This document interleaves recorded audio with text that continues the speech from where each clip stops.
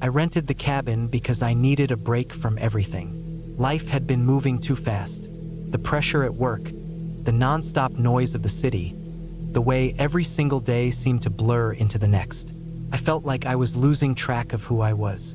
So I found this place online, an old cabin up north, deep in the woods, about 2 miles off a gravel road, surrounded by nothing but pine trees and silence. It looked rustic, isolated, and exactly what I needed.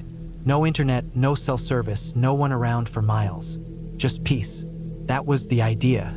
I packed light, just the essentials. A couple days worth of food, my sleeping bag, a few changes of clothes, a flashlight, and a small cooler with water and snacks. I brought a journal too, thinking I might write down my thoughts and try to sort through things. Maybe even clear my head.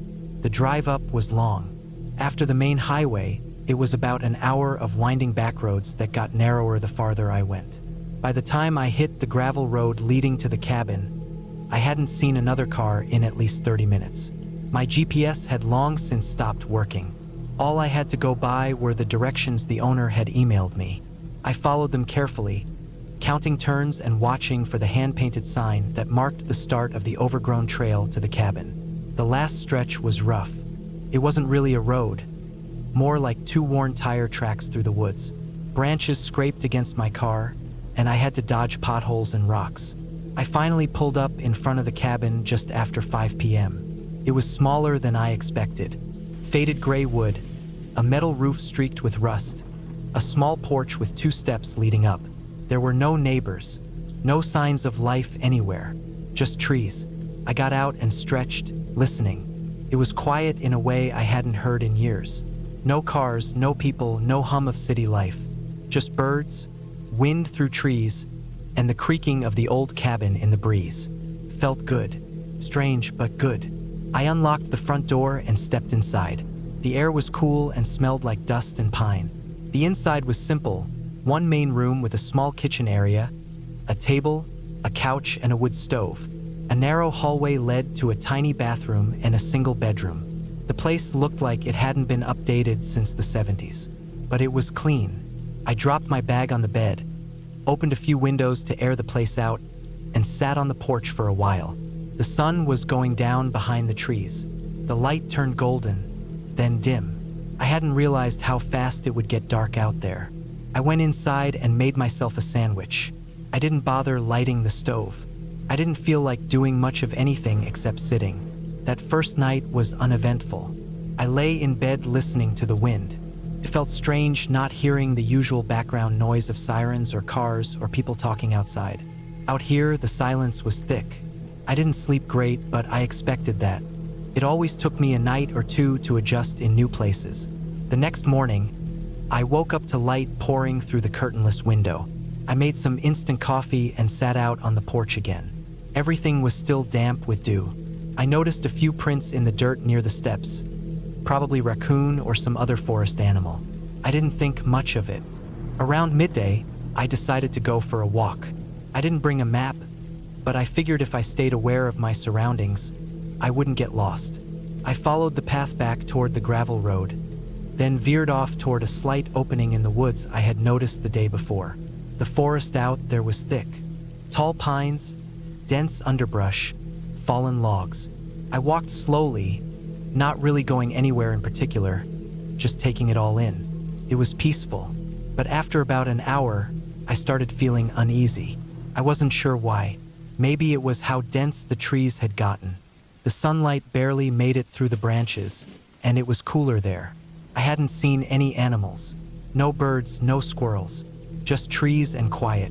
I looked around and realized I wasn't sure which way I had come from. I tried to retrace my steps, but everything looked the same. Trees, rocks, dirt. I didn't panic. Not at first. I knew the cabin wasn't far. I hadn't been walking that long, but the more I tried to backtrack, the more turned around I felt. Eventually, I just picked a direction and walked, hoping I'd hit the gravel road. It took about 30 minutes, but I eventually recognized a downed tree I had passed earlier.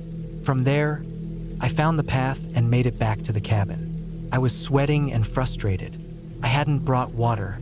I told myself not to be stupid like that again.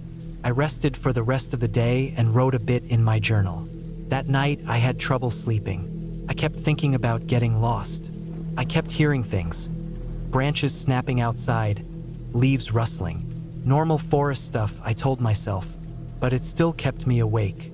The next morning, I noticed something weird. The footprints in the dirt from the other day were gone, but now there were different ones. Bigger, deeper. They looked fresh, too big to be raccoon. I stared at them for a while, then tried to ignore it. Probably a deer. I didn't know enough to say otherwise. That day, I stayed close to the cabin. I collected firewood, checked out the area behind the cabin, and sat on the porch writing. I kept looking at the woods, expecting to see something, but there was nothing, just trees and shadows. That night, I made a fire in the wood stove.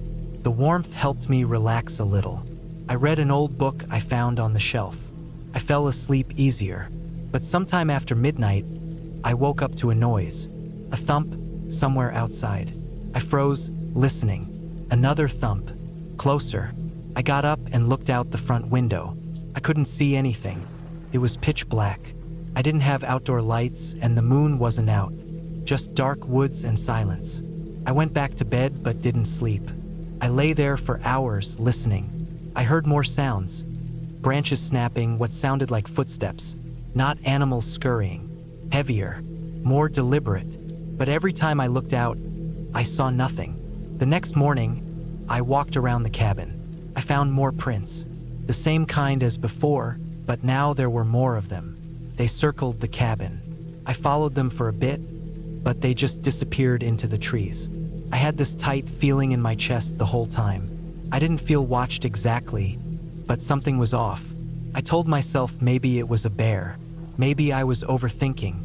I thought about leaving, but I didn't want to seem like I was bailing for no reason. I still had 2 days left. I didn't want to feel like I had wasted the trip.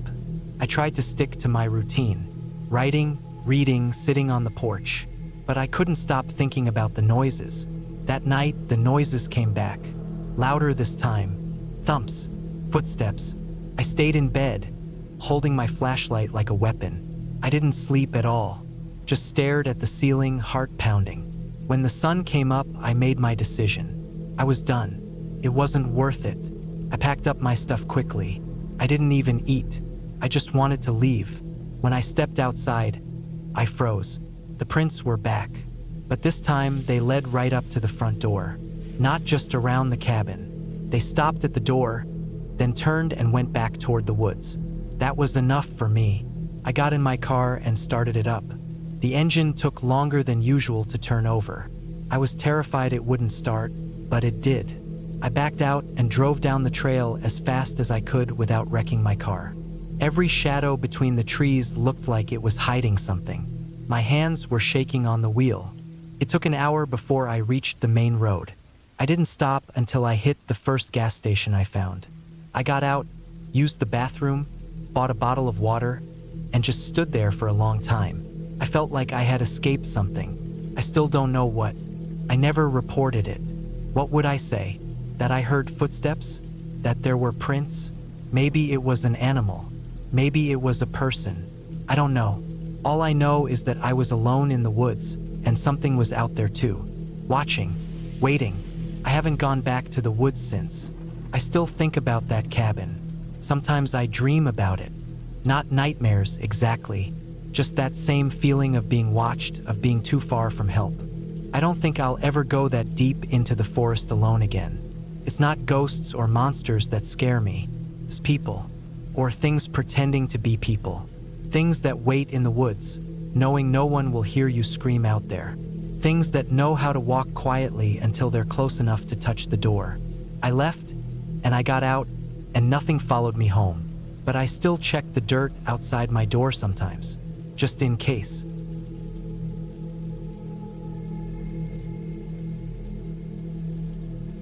It was mid-October when I decided to take a break from everything and head up to a cabin in northern Minnesota. I'd been burnt out from work and the constant noise of the city. I needed silence. I needed air that didn't taste like exhaust. I found a cabin online that looked perfect, off the grid, isolated, surrounded by woods, and next to a lake. No Wi-Fi, no electricity, and the nearest neighbor was about 5 miles away. That sounded like exactly what I needed. I packed everything into my Jeep, food that didn't need to be refrigerated, a couple gas canisters for the small camping stove, a sleeping bag rated for below freezing temperatures, a water filter, flashlights, a bunch of batteries, some books, and my old journal. I also brought a hunting knife just in case. The drive took nearly 8 hours from where I lived in Milwaukee, and by the time I turned off the highway onto the long gravel road leading to the cabin, the sun was starting to dip behind the trees. The gravel road stretched on longer than I expected. It narrowed into a single lane at one point and twisted through dense forest. Leaves crunched under my tires and branches scraped lightly against the sides of the vehicle. When I finally reached the cabin, it was nearly dark. The place was smaller than it looked in the pictures, just a one-room structure with a slanted roof and a small porch. There was a shed off to the side and a stone fire pit about 10 yards from the front steps. The lake was visible through the trees. Still, it felt peaceful. That first night, I unpacked, got the stove working, heated up a can of soup, and fell asleep not long after. The quiet hit me the hardest. There was no traffic noise, no voices, no hum of electronics. Just the sound of wind in the trees and the occasional rustle of animals moving through the underbrush. Felt weird at first. My ears kept reaching for noise that wasn't there. But by the second day, I started to relax. I spent that day walking around the property. The trees were thick and tall. There was no marked path, but I made my own by following the natural breaks in the underbrush. I found the lake about a 5-minute walk downhill. The water was still and black. I didn't plan on swimming. It was far too cold for that. But I sat by it for a while, just listening to the wind skim across the surface. The days blended together. I read, wrote in my journal, walked, and occasionally lit a fire at night. I was alone, but not lonely. I'd seen deer tracks near the cabin and heard coyotes howling in the distance at night. I never saw another person. On the 5th day, something changed. I woke up early because of a noise. It wasn't loud, but it was close. A slow, steady tapping on the porch, like something hard and dull hitting wood. I waited a few seconds, holding my breath, then unzipped my sleeping bag and crept to the small window. I didn't see anything out of the ordinary. The tapping had stopped. I figured it was probably a bird or a tree branch knocked loose during the night. Later that day, I decided to walk further into the woods than I had before. I packed a small backpack with water, a snack, and my knife, and started walking around mid-morning. I kept track of the direction using a compass I'd brought, and every so often I'd mark a tree with a piece of orange tape so I could find my way back. The forest got denser the deeper I went. The trees grew closer together and the canopy above blocked more of the light. About an hour in, I stumbled upon an old structure. It looked like another cabin, but much older and collapsed in on itself. The roof was caved in, the walls were rotting, and nature had begun reclaiming it. Moss covered the wood, and a tree had grown right up through the center. Something about it gave me a bad feeling. Not fear, exactly, just a deep discomfort. I didn't go any closer. I stood there for a while, looking at it, then turned around and headed back. The rest of the day passed normally, but I couldn't stop thinking about that ruined cabin. Why was it there? Who had built it? How long ago? That night, I didn't sleep well. I kept waking up, thinking I heard sounds outside. I never saw anything, but the unease I'd felt near the ruined cabin lingered. I told myself I was being stupid, that I'd let my imagination get to me. Still, I kept my knife nearby just in case. The next morning, I found footprints on the porch. They were faint, but they were there. Not mine. Too large. Too wide. I stared at them for a long time. They weren't boot prints either. Whoever or whatever had made them was barefoot. And from the spacing, the person must have been standing there for a while. I spent the day checking the perimeter of the cabin. I didn't find anything else. No broken branches. No more tracks. Nothing. But I couldn't shake the feeling that I was being watched. I skipped my usual hike and stayed close to the cabin. I didn't light a fire that night. Around 2 a.m., I woke up again. This time, I was sure I heard something. It was a shuffle, a soft scrape, and then silence. I waited, heart pounding. I reached for my flashlight and knife. After a few minutes, I worked up the courage to look outside. I didn't use the flashlight right away, just looked through the window. It was pitch black. No movement. Finally, I flicked the light on and scanned the area. Nothing. I turned the light off and backed away from the window. I sat up for the rest of the night. The next morning, I made up my mind to leave early. I had planned on staying another 3 days, but I'd had enough. I packed everything up as quickly as I could, loaded the Jeep, and locked up the cabin. As I drove away, I kept checking the rearview mirror, half expecting to see someone step out of the woods. But the road remained empty. A few miles out, I realized I'd left my journal. I'd been writing in it every day, and it had some personal things in it. I almost kept driving, but something about leaving it behind didn't sit right with me. I turned around. Took longer to get back than I expected. The road felt different. I didn't remember some of the turns, and the forest looked darker, even though it was still morning. When I finally pulled up to the cabin, I noticed the front door was wide open. I know I locked it. I stepped out slowly, holding the knife. I approached the cabin and pushed the door open the rest of the way. Inside, everything looked the same, except the sleeping bag was unzipped and spread out, and my journal was gone. I searched the entire cabin. Nothing. I checked the shed. Still nothing. Then I saw it, one of the orange tape markers I had used on my hike. It was tied to a branch just past the shed, even though I hadn't gone in that direction before. I followed it. Then I found another and another. They led deeper into the woods, in a direction I'd never explored. My stomach sank. I thought maybe I'd dropped the roll, but the tape had been tied purposefully, neatly, like someone had wanted me to follow it. I turned back. I got in the Jeep and didn't stop driving until I hit a gas station an hour away. I didn't sleep that night or the night after. I never found the journal. Weeks passed, then months. Nothing strange happened after that. But I think about that cabin all the time. About the ruined one deeper in the woods. About the footprints, the sounds, the tape. I still don't know who was out there or what they wanted, but I know I wasn't alone. I never went back.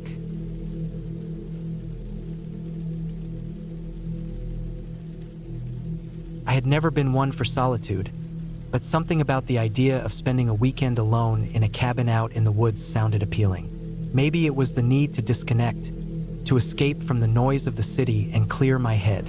Maybe it was the fact that the cabin was in a remote location, far away from any distractions. I didn't know. I just knew that I needed a break. I had found the place online. An old cabin, nestled deep in a forest, surrounded by nothing but trees and the occasional animal track.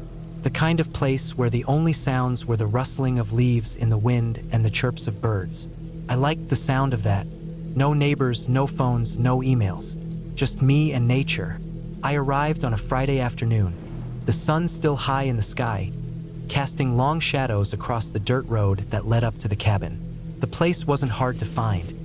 It was just a small structure, but it had character. The cabin itself looked like something out of an old photograph.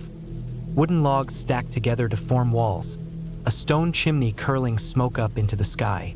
There was a small porch with a rocking chair on it, and the roof had seen better days, with a few shingles missing here and there. Still, it had a rustic charm to it that made me feel welcome. The first thing I noticed when I walked inside was the smell. Dusty, earthy, like old wood and pine needles. It felt like stepping into another time, a place where the hustle and bustle of modern life had no place. The floors creaked under my feet, and the furniture was old, but in good condition. A wooden table, mismatched chairs, a fireplace with a stack of dry logs nearby. There was a small kitchen area with a gas stove, an old fridge that hummed faintly, and a sink that looked like it hadn't been used in years. I dropped my bag onto one of the chairs and took a deep breath, letting the fresh air fill my lungs. The forest surrounding the cabin was dense, and the silence was almost overwhelming. I stepped outside for a moment, letting the cool breeze wash over me as I took in the view. The cabin was situated on a small hill, overlooking a valley filled with trees. In the distance, I could just make out the outline of a mountain range. It was peaceful, almost too peaceful. As the evening approached, I lit the fireplace inside to ward off the chill that started to creep in with the setting sun. The warmth of the fire was comforting, and I settled down in front of it with a book I had brought along. I had no particular plans, no agenda for the weekend. I just wanted to relax. The nightfall came quietly, with the only sounds being the crackling of the fire and the occasional rustle of leaves outside. I had just started to doze off when I heard something, a faint tapping at the window. I jolted awake, my heart racing. It wasn't the wind, I knew that much. I stood up and moved cautiously toward the window, pulling back the curtain to see what was outside. Nothing. I stared out into the dark forest, the shadows of the trees stretching long and thin. There was no movement, no sign of anything out of the ordinary, just the endless blackness of the night. I chalked it up to my imagination. Maybe it was an animal, a bird, or something brushing against the window in the wind. Whatever it was, it didn't matter. I returned to my seat by the fire, but the unease lingered, like something I couldn't quite shake.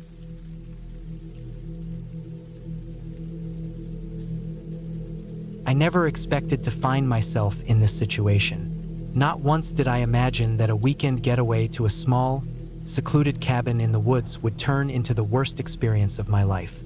But here I was, stuck in that very cabin, alone, and every minute felt like an eternity. It was supposed to be the perfect escape. Just me, the woods, some peace and quiet, and maybe a little time to reflect on my life. It was supposed to be a break, a moment to step away from the noise, the chaos, and all the things that had been weighing on my mind. But something went wrong, terribly wrong. I remember driving up to the cabin on that quiet Friday afternoon, the sun hanging low in the sky, casting a golden glow over the trees. The drive had been peaceful, with only the occasional car passing me by on the narrow, winding road. The cabin was tucked away far from any sort of civilization. The kind of place that would make you think nothing could possibly go wrong. The kind of place you see in movies and think, that's where I'd want to be if I needed to escape everything. The cabin was small, rustic, with a stone fireplace, with beams on the ceiling, and large windows that offered a panoramic view of the forest. There was a porch, a few rocking chairs, and a small woodpile to the side. The owner had sent me all the details ahead of time, and everything seemed perfect. I grabbed my bag, made sure the door was locked behind me, and stepped inside. The first thing I did was check out the place. It was cozy, everything in its place, and there was something reassuring about the smell of wood and fresh air. I unpacked my things, settled in, and set out to enjoy a quiet evening. I planned to make dinner, sit by the fire, read a little, and sleep in the silence of the woods. But then, as night fell, the atmosphere shifted. It was subtle at first, a quiet sense of unease creeping in around the edges of my thoughts. The wind had picked up, howling through the trees outside, making the cabin creak and groan like it was alive.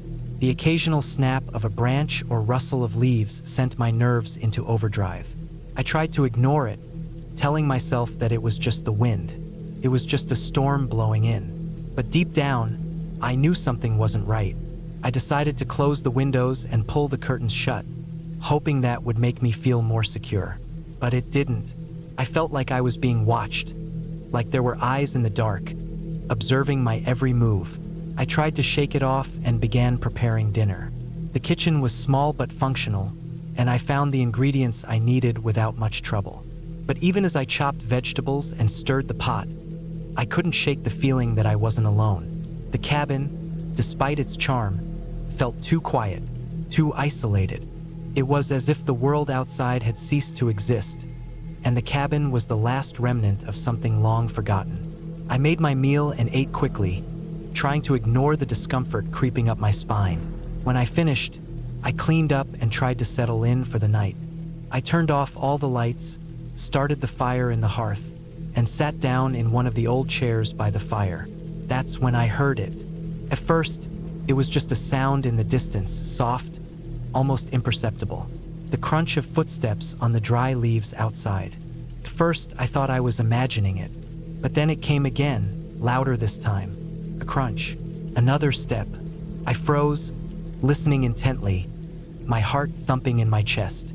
The sound was too distinct to be anything else.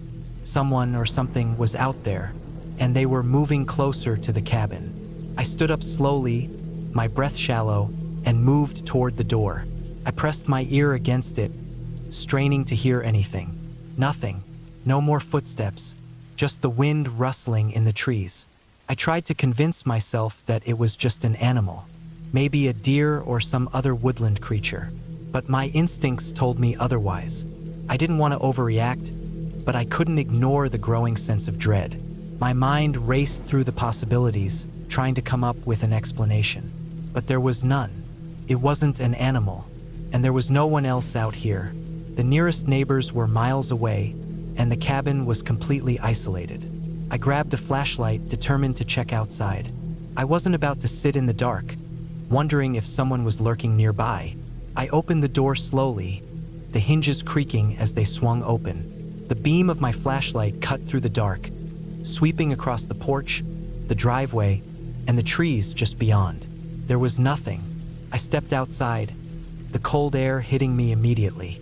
The forest was still, the only sound the rustling of leaves in the breeze. I checked the perimeter of the cabin, but it was clear. No footprints, no sign of anyone. I stood there for a long moment, my breath coming in short, sharp bursts. Everything seemed normal, yet everything felt wrong. I didn't know how to explain it, but the hairs on the back of my neck were standing on end. After what felt like an eternity, I returned to the cabin, locking the door behind me. I kept the flashlight in hand, the beam shaking slightly as I made my way back to the chair by the fire. The warmth of the flames did little to calm my nerves. Something was off. I could feel it in the pit of my stomach, like a knot that wouldn't go away. I tried to tell myself it was just my mind playing tricks on me. Maybe I was overtired. Maybe I was too on edge. I closed my eyes, willing myself to relax. I sat there for a while, listening to the crackle of the fire and the occasional gust of wind outside. But just as I thought I might be able to shake the feeling, the sound came again. This time it was closer, right outside the cabin. A knock. 3 soft, distinct knocks on the door. I froze. My heart skipped a beat. Who could that be? The nearest town was hours away. No one was supposed to be out here, and no one had been expected. I didn't know what to do. Should I answer? Should I ignore it? Was this a joke? Some prank? I sat there, the sound of the knocking ringing in my ears. I didn't move. I just stared at the door, waiting for something, anything to happen. But nothing did. The knock didn't come again. The wind howled outside, and the cabin settled with a groan. But there was no more noise, no more knocks. I waited for what felt like forever, but still nothing happened. My mind raced with thoughts of what could be going on outside. I considered calling the owner of the cabin, but I didn't even know if the signal would work out here. And if someone was out there, I didn't want to risk drawing attention to myself. I finally stood up and moved slowly toward the door. I wasn't going to open it, but I had to check. I had to be sure. I peered through the small window beside the door, shining the flashlight outside. The beam swept across the porch, the yard, the trees. Nothing. There was no one there. I exhaled sharply, my breath catching in my throat. It didn't make sense. Someone had knocked. I hadn't imagined that. I stayed up the rest of the night, not daring to sleep. The fear had taken root, and no matter how hard I tried to ignore it, I couldn't. I kept the fire burning and the flashlight close, listening for any other signs of movement. The hours dragged on. I don't know how I made it through the night. The only thing I knew for sure was that I couldn't stay there another minute. At first light, I packed my things in a hurry, barely stopping to look around. I grabbed my phone, no signal of course, and left the cabin, not looking back. It wasn't until I was a few miles away, back on the main road, that I finally allowed myself to breathe. I was safe. I was away from whatever had been in those woods. The cabin was peaceful in its isolation. But now, all I could think of was how easy it was to feel lost, to feel trapped out there. It didn't matter how beautiful the surroundings were, how perfect the escape seemed. It was the silence, the stillness, the unknown that had done its job. It had worn me down. The things I couldn't explain, the strange knocking, the sounds that couldn't be placed. I never went back to that cabin, and I'll never forget how close I came to losing myself out there.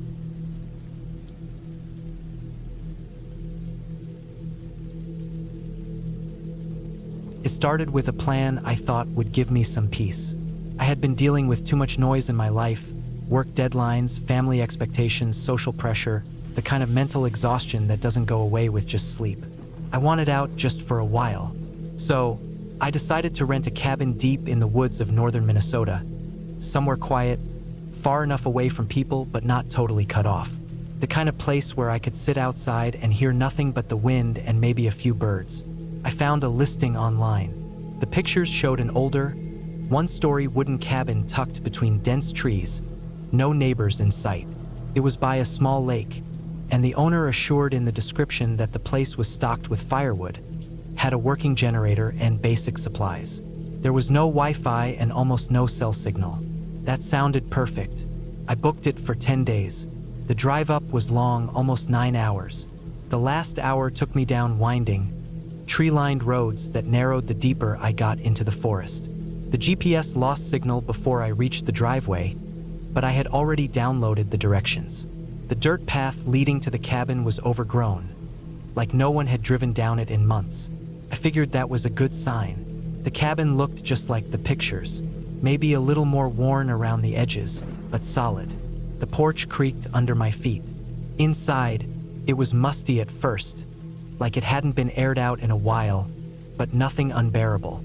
There was a small wood-burning stove in the corner, a couple of chairs, an old couch, a tiny kitchen area, and one bedroom. Everything was simple, clean but clearly aged. I spent the first day unpacking and walking around the area. The lake was only a couple 100 feet from the back of the cabin. The shoreline was muddy, but the water looked clean. I didn't plan to swim, just wanted to be near it. The trees went on forever in all directions. I felt like I had stepped out of time. The first 2 nights were peaceful. I read, made simple meals, and slept better than I had in weeks. I chopped some firewood, wrote in a notebook, and didn't think about work or anyone. It was exactly what I needed. On the 3rd night, something felt different. I had gone to bed early after eating soup out of a can. Sometime around midnight, I woke up, not because of a noise, but because of silence. Too much silence. Even in the woods, there are sounds, branches shifting, night bugs, wind. That night, it was like the world had been muted. I lay there for a while, heart beating a little faster, staring at the ceiling. Then I heard something light, like footsteps on the porch. I told myself it was an animal, a raccoon, maybe a deer. I stayed still, listening. The steps moved across the porch and stopped near the door. I couldn't see anything from the bedroom. I waited. Minutes passed. I didn't hear the steps again, so I eventually drifted off, clutching my flashlight. The next morning, I stepped outside to look. Nothing was out of place, no tracks in the dirt, no damage. I convinced myself I'd imagined it. Maybe it was just part of the mental fatigue catching up. The day was normal. I hiked a short trail I'd marked on my map and found an overlook with a view of the lake and endless trees. It was beautiful, but also strange how far removed everything was. I hadn't seen another person since I got there. That night, I locked the door and wedged a chair under the handle.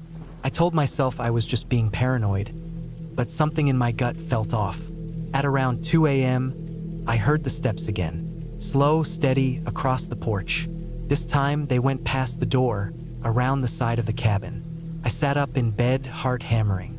I hadn't brought a gun, just a hunting knife I used for cooking. I got up quietly and crept into the main room, holding the flashlight tight. I stood there in the dark, listening. I heard nothing else. I waited, staring at the door, until my legs hurt from standing still. Eventually, I climbed back into bed, but sleep didn't come easily. The next morning, I walked a circle around the cabin, checking the ground. I found something, faint impressions in the dirt near the back corner. They could have been boot prints, but the dirt was too hard-packed to be sure. I felt watched. I told myself to be logical. No signs of a break-in. Nothing was stolen. Maybe someone was hiking nearby and curious. Maybe they thought the cabin was abandoned. Still, the unease didn't leave. That afternoon, I gathered more firewood and double-checked the generator. I made sure my phone was charged, though it only had 1 bar of signal if I stood by the front window.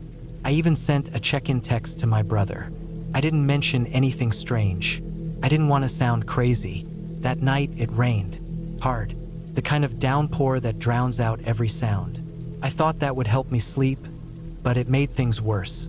I kept thinking about those footsteps. If someone had been out there, the rain would cover their noise. I barely slept. By the 6th day, I was tense. I started carrying the knife in my pocket. I checked the windows constantly. I considered leaving early, but part of me didn't want to give in to fear. I tried to rationalize everything, but around sunset, I noticed something that made it worse. I was walking back from the lake when I saw it. Scratches on a tree. Fresh ones, not animal marks. These were narrow, deep, and spaced like someone had dragged a knife or tool along the bark. About waist-high, there were 4 or 5 lines. Then I saw another set on a tree closer to the cabin. I walked around, and sure enough, more marks were scattered in a loose circle. It felt deliberate, like someone had been marking a perimeter. That night, I didn't sleep. I kept the lights off and watched through a crack in the curtain. Around 1 a.m., I saw movement. Person, not an animal. Figure just outside the tree line, standing still. I couldn't see a face, just the shape. Then it moved, not toward the cabin, just sideways, slipping between the trees, like they were waiting or watching. I stayed frozen for hours. By morning, they were gone. I packed my stuff, fast. I shoved everything into bags, didn't even clean up. I decided I would drive to the nearest town and find a hotel or sleep in the car if I had to. As I loaded the trunk, I heard a sound from the woods. It was faint but clear. A whistle. 2 notes like a signal. I didn't stop to think. I got in the car and backed out, tires spitting dirt. I didn't look back. I drove until I reached a gas station almost 2 hours later, somewhere near Grand Rapids. I told the clerk I needed to use their Wi-Fi and booked a cheap motel right there. That night, I stayed in a motel room with the curtains drawn and the knife still beside me. I kept thinking about the figure in the woods, the scratches, the footsteps, the whistle. The next morning, I called the property owner using the number from the listing. No answer. I left a voicemail saying I left early. I didn't go into details. I didn't want to explain something I barely understood myself. I never went back. I never found out who was out there or what they wanted. I've looked at maps of the area since, trying to trace the cabin's exact location, but it's not listed anymore. The rental post disappeared a few weeks after I left. What I do know is this: something was wrong out there. Not in a supernatural way, just in a human way. Someone was watching that cabin. Maybe waiting for someone alone. Maybe just playing a game. I was lucky I left when I did. I think about that sometimes, how easy it would have been for me to stay one more night, ignore that last warning. I try not to imagine what would have happened. I don't camp alone anymore. I don't go off-grid, and I don't ever want to hear that whistle again. I got what I came for. I found silence, but not the kind I wanted. Not the peaceful kind. It was the kind that makes you listen harder and realize that quiet doesn't always mean you're alone.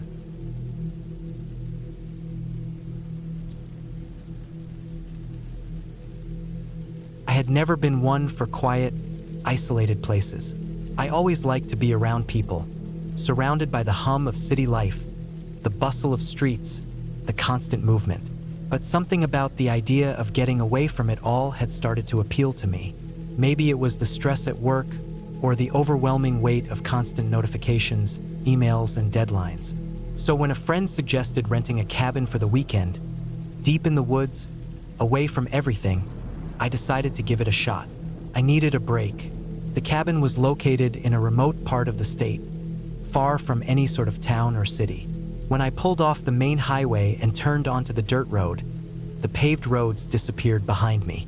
The trees began to press in from both sides, their thick trunks casting long shadows over the narrow path. There was no one else around, just me and the cabin, surrounded by miles of nothing but forest. The air was thick with the smell of pine and damp earth, and the only sounds were the soft creaking of the car's suspension over the uneven ground and the occasional rustling of the trees. After about an hour of driving, I finally spotted the cabin through a clearing. It looked old but sturdy, the kind of place that looked like it had stood through many seasons, maybe even a century. The wooden planks of the exterior were weathered, the paint peeling, and the roof sagged slightly in the middle. I parked the car in front of the cabin and took a deep breath. For a moment, I stood still, just taking in the surroundings. The place had a certain charm, I'll admit. The air was clean, fresh, something I hadn't breathed in months, maybe longer. The silence, however, felt thick, heavy. I shook off the feeling, grabbing my bag and heading inside. The door creaked open with a sound that seemed too loud in the silence. Inside, the cabin was just as I'd expected. Rustic, old-fashioned, yet strangely welcoming. A large stone fireplace dominated the far wall, with a few worn chairs and an old wooden dining table near the center. The walls were lined with dark, rough-hewn beams, and the floors creaked beneath my feet as I walked in. There were no lights in the cabin, just the dim light filtering through the windows, and the scent of wood smoke lingering in the air. The place was definitely old, but it had been well maintained. It felt lived in, though there was no sign of recent activity. I made myself at home, unpacking my things and starting a small fire in the fireplace. The crackling warmth filled the room, and I felt a little more at ease. I opened a book I had brought with me and sat down in the armchair, letting the fire and the silence wash over me. The first few hours were peaceful, the kind of quiet I hadn't experienced in a long time. But as night fell and the fire died down, the cabin began to feel different. The walls seemed to creak more, the wind outside began to pick up, and every so often, I thought I heard something faint like a whisper. I brushed it off. It was probably just the wind or the house settling. But then, a loud thud echoed from the attic. I froze. The sound came again, this time louder, more deliberate, like something or someone was moving up there. My heart raced as I stood up and moved cautiously toward the stairs that led up to the attic. I hadn't noticed the creaky door earlier, but now, as I approached it, I could feel the weight of it looming. I stood at the bottom of the stairs, unsure of whether to go up or not. The hairs on the back of my neck were standing up, and my stomach churned with a sudden unease. I don't know what I expected to find, but the idea of what could be hiding up there made my hands shake. After a moment of hesitation, I forced myself to climb the stairs. The attic was dark, the only light coming from the dim glow of the moon through a small window. The air was musty and thick with dust. There were old boxes scattered around, some of them piled high in corners, others half open with old clothes spilling out. But it wasn't what was in the attic that caught my attention. It was the faint, metallic smell. It was sharp, almost like iron. And as I walked deeper into the room, I could hear something moving in the shadows. The thud had stopped, but the rustling continued. I called out, though I immediately regretted it. There was no response, just the sound of my own voice bouncing off the walls. I stepped forward, cautiously, but then I froze. My eyes had fallen on something near the back corner of the attic, something that hadn't been there when I'd arrived. A large, old-fashioned trunk sat against the far wall, its lid slightly ajar. My heart pounded as I slowly approached it, not knowing why I felt so compelled to check it out. It could have been nothing, a part of the old furniture left behind by the previous owner, but something about the way it sat there, its lid hanging open, made me hesitate. I reached out, my hand trembling, and pushed the lid open. Inside, there was nothing. No clothes, no old tools, nothing except a few sheets of yellowed paper and a small, rusted knife. My mind raced, trying to make sense of it. The knife was old, with a bone handle and a curved blade that gleamed even in the dim light. The paper, I realized, was covered in some kind of strange, looping handwriting, though I couldn't make out any of the words. My stomach twisted, and I quickly closed the trunk, feeling a strange sense of relief wash over me. I turned to leave the attic, but as I did, I heard the noise again. This time it was louder, a shuffle, followed by a soft thump. It was coming from behind me, and before I could react, I felt something brush against my shoulder. I spun around, but there was nothing there. The attic was still empty, silent except for the thumping of my own heart. I made my way back down to the main floor, my mind racing. My thoughts kept spinning around the strange feeling in the attic, the old trunk, the rusted knife. I didn't know what to make of it, but I knew one thing. I didn't want to stay in that cabin another minute. But when I turned to leave, something strange happened. The door wouldn't open. I tried the handle again, pushing with all my strength, but it wouldn't budge. Panic started to creep in as I pulled harder, but the door stayed shut. That's when I heard it, a faint sound, like the scrape of something heavy being dragged across the floor. I spun around, expecting to see something, but there was nothing. The cabin was still empty. My heart was pounding in my chest, my breath coming in shallow gasps. I couldn't stay here. I had to get out. I ran to the window, but it too was locked tight. The night outside seemed endless, dark, and cold. I banged on the glass, trying to make some noise, but the forest was silent. There was no one out there. I was alone, trapped. Suddenly, the lights flickered. For a moment, the whole cabin seemed to shudder, and I felt the floor beneath me tremble, like a massive weight was settling onto the structure. I backed away, my mind racing. Something was wrong. Something wasn't right about this place. In a burst of panic, I ran for the back door, throwing my shoulder against it, slamming it open with all my strength. The door swung outward with a loud crack, and I found myself outside in the cold night air. I didn't stop to look back. I just ran, through the trees, stumbling over rocks, my feet sliding in the damp earth. I didn't care about anything except putting as much distance between myself and that cabin as I could. When I finally collapsed on the ground, gasping for air, I didn't know how far I'd gone. The moon was still high in the sky, casting long shadows across the forest. The silence around me was almost deafening, and for the first time in what felt like hours, I was completely alone. I never went back to that cabin. A part of me still doesn't know what really happened there that night, whether it was my mind playing tricks on me, or if there was something truly wrong with that place. But the feeling of being trapped, the way the air grew heavy and suffocating, is something I'll never forget. I never told anyone what happened. It's not something I ever wanted to relive. But as I sit here now, in the comfort of my own home, far away from that place, I can still hear the sound of the floor creaking underfoot and feel the brush of something unseen against my skin.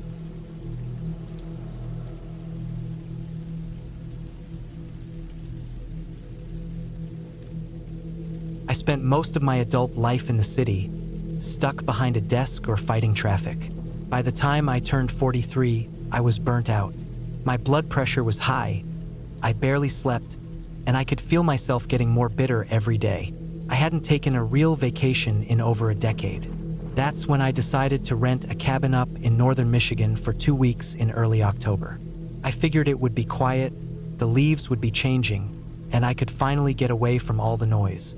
I booked a small off-grid cabin that sat about 6 miles down a dirt trail off the main road, surrounded by thick woods. It didn't have Wi-Fi or even electricity, just a wood stove, a hand pump for water, and an outhouse out back. That was the point. I wanted complete silence. I packed everything I'd need. Canned food, a cooler filled with ice blocks, a few changes of clothes, firewood, a portable power bank, and my hunting knife even though I wasn't planning to hunt. I brought a paperback book I hadn't gotten around to reading in years. I even brought a journal in case I wanted to write something down. The drive took about 8 hours from Indianapolis. I hit the cabin around 4 p.m. and barely had time to settle in before the sun started to drop. It was quiet in a way I wasn't used to. No sirens, no voices through thin apartment walls. Just wind in the trees, maybe a bird off in the distance. I should have felt relaxed, but something about the silence made my skin feel tight. The first few days were uneventful. I'd wake up with the sun, make coffee on the little propane burner, and take short walks down some old logging trails. I saw deer, squirrels, and on the second morning, I even saw a black bear cub in the distance. I didn't get close. The air was cool and smelled like pine needles and wet dirt. I split firewood and made small fires at night to keep warm.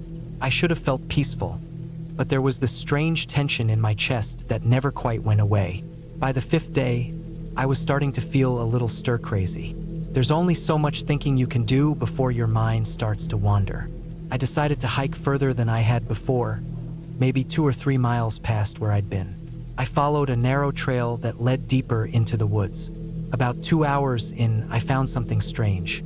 It was a rusted-out truck, half sunk into the dirt, with its windows broken and moss growing on the roof. The tires were long gone, and it looked like it had been there for decades. I circled it a few times, not sure why it felt so out of place. There was no road nearby, no signs anyone had been here in years. The doors were jammed shut. I kicked one of them out of curiosity and something crunched inside. I left soon after, walking back faster than I'd come. My heart was beating too hard. I told myself it was just adrenaline from the hike, but I couldn't shake the feeling that I'd stepped into someone else's place. That night, I didn't light a fire. I just wrapped up in my sleeping bag and lay still in the dark, listening. At some point in the middle of the night, I heard what sounded like branches cracking close to the cabin. Not just the occasional thump from a falling branch, but something slow, deliberate, like footsteps. I stayed perfectly still. It went on for maybe 20 minutes, the sound of movement circling the cabin. No growling or snorting like a bear, no chatter like raccoons, just heavy steps and occasional snapping. Then nothing. I didn't sleep the rest of the night. The next morning I found tracks. Large boot prints in the dirt around the front of the cabin and near the outhouse. They weren't mine. The tread pattern didn't match my hiking boots. My first thought was maybe a hunter, but why would they walk right up to the cabin? They didn't knock, didn't say anything. I waited most of the day, sitting on the steps with my knife, listening. Nothing came back, but I knew someone had been there. That night, I locked the cabin door for the first time. It was just a sliding bolt, nothing that would stop anyone if they really wanted in. I pushed the table in front of the door and stayed up, staring out the little window. Around midnight, I saw movement, just a flicker at the tree line. I killed the lantern and waited. Something moved again, closer this time. Then I saw the glint of metal, maybe binoculars or a scope. I ducked and crawled to the other side of the cabin, heart pounding. No sounds, no voices, just the knowledge that someone was out there, watching. The next morning, I packed my gear. I told myself I wasn't running, just being smart. I left a note in the cabin logbook explaining that I'd cut my trip short and took off down the trail toward my car. But when I got there, the driver's side window was shattered. Glass was everywhere. The glove box was open, and the contents were scattered. Whoever had been watching the cabin had gone through my vehicle. Nothing was stolen, not even the gas card in the console. Felt more like a message. I drove straight into town, heart racing the whole time, constantly checking the mirror. I went to the sheriff's office and reported it. They said they'd look into it, but I could tell by the way the deputy wrote down my statement that he didn't believe much of it. Said there weren't many people up in those woods this time of year, and if it wasn't a bear, it was probably just some drifter. I didn't stay the night. I drove the whole way home, barely stopping to eat or pee. I felt sick the entire time, like I was still being watched. My hands shook on the wheel. Weeks passed. I didn't tell anyone. I started having trouble sleeping, thinking about that old truck, the boot prints, the watcher in the woods. I kept imagining that person out there, still walking through the trees, watching the next person who rented that cabin. I tried to forget, to focus on work again, but I couldn't stop thinking about what might have happened if I'd stayed one more night. The cabin owner emailed me a few weeks later asking why I'd left early. I didn't respond. I never went back. I still get nightmares sometimes. Not about the person exactly, but about the woods, the silence, the sense that I was being hunted and didn't even realize it until it was too late. Changed something in me. Now I double lock my doors at night. I keep blackout curtains drawn. I sleep with a flashlight beside the bed. I don't go into the woods anymore, not even parks. I stay where the streets are lit, where people are always around. Maybe I overreacted. Maybe it really was just some hiker passing by. But I know what I felt, and I'll never forget how close it felt. How close he came. And the worst part is knowing that he's probably still out there, still waiting, still watching.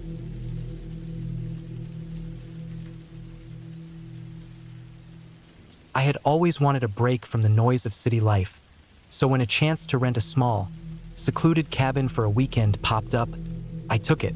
It was the kind of place people usually go to when they want to disconnect completely. Far from civilization, nestled deep in the woods, I figured it would be the perfect escape, a way to clear my head, get some fresh air, and just breathe. I arrived at the cabin on a Friday evening. The road to get there was rough, narrow, winding, and barely paved. But after about 2 hours, I reached my destination. The place itself was small but cozy. It sat alone on a hill, surrounded by towering trees, the only noise coming from the wind rustling the leaves. The cabin had a rustic charm, with its wood paneling, stone chimney, and large front porch. There was a peaceful silence that hung in the air, interrupted only by the occasional chirp of birds or rustle of the forest. Inside, the cabin was furnished simply but comfortably. A stone fireplace dominated one wall, with a couch and a couple of armchairs arranged in front of it. The kitchen was small but functional, and the bathroom was a typical rustic setup with a shower and an old-fashioned clawfoot tub. Upstairs, a small loft served as the bedroom, with a soft mattress and thick blankets waiting for me. I made myself at home quickly, unpacking my things and lighting a fire to take the chill off the evening. It felt good to be away from everything, to not have to answer emails or take calls. The only thing I had to worry about was whether the fire would last through the night. The sky was dark, the moon barely visible through the thick canopy of trees.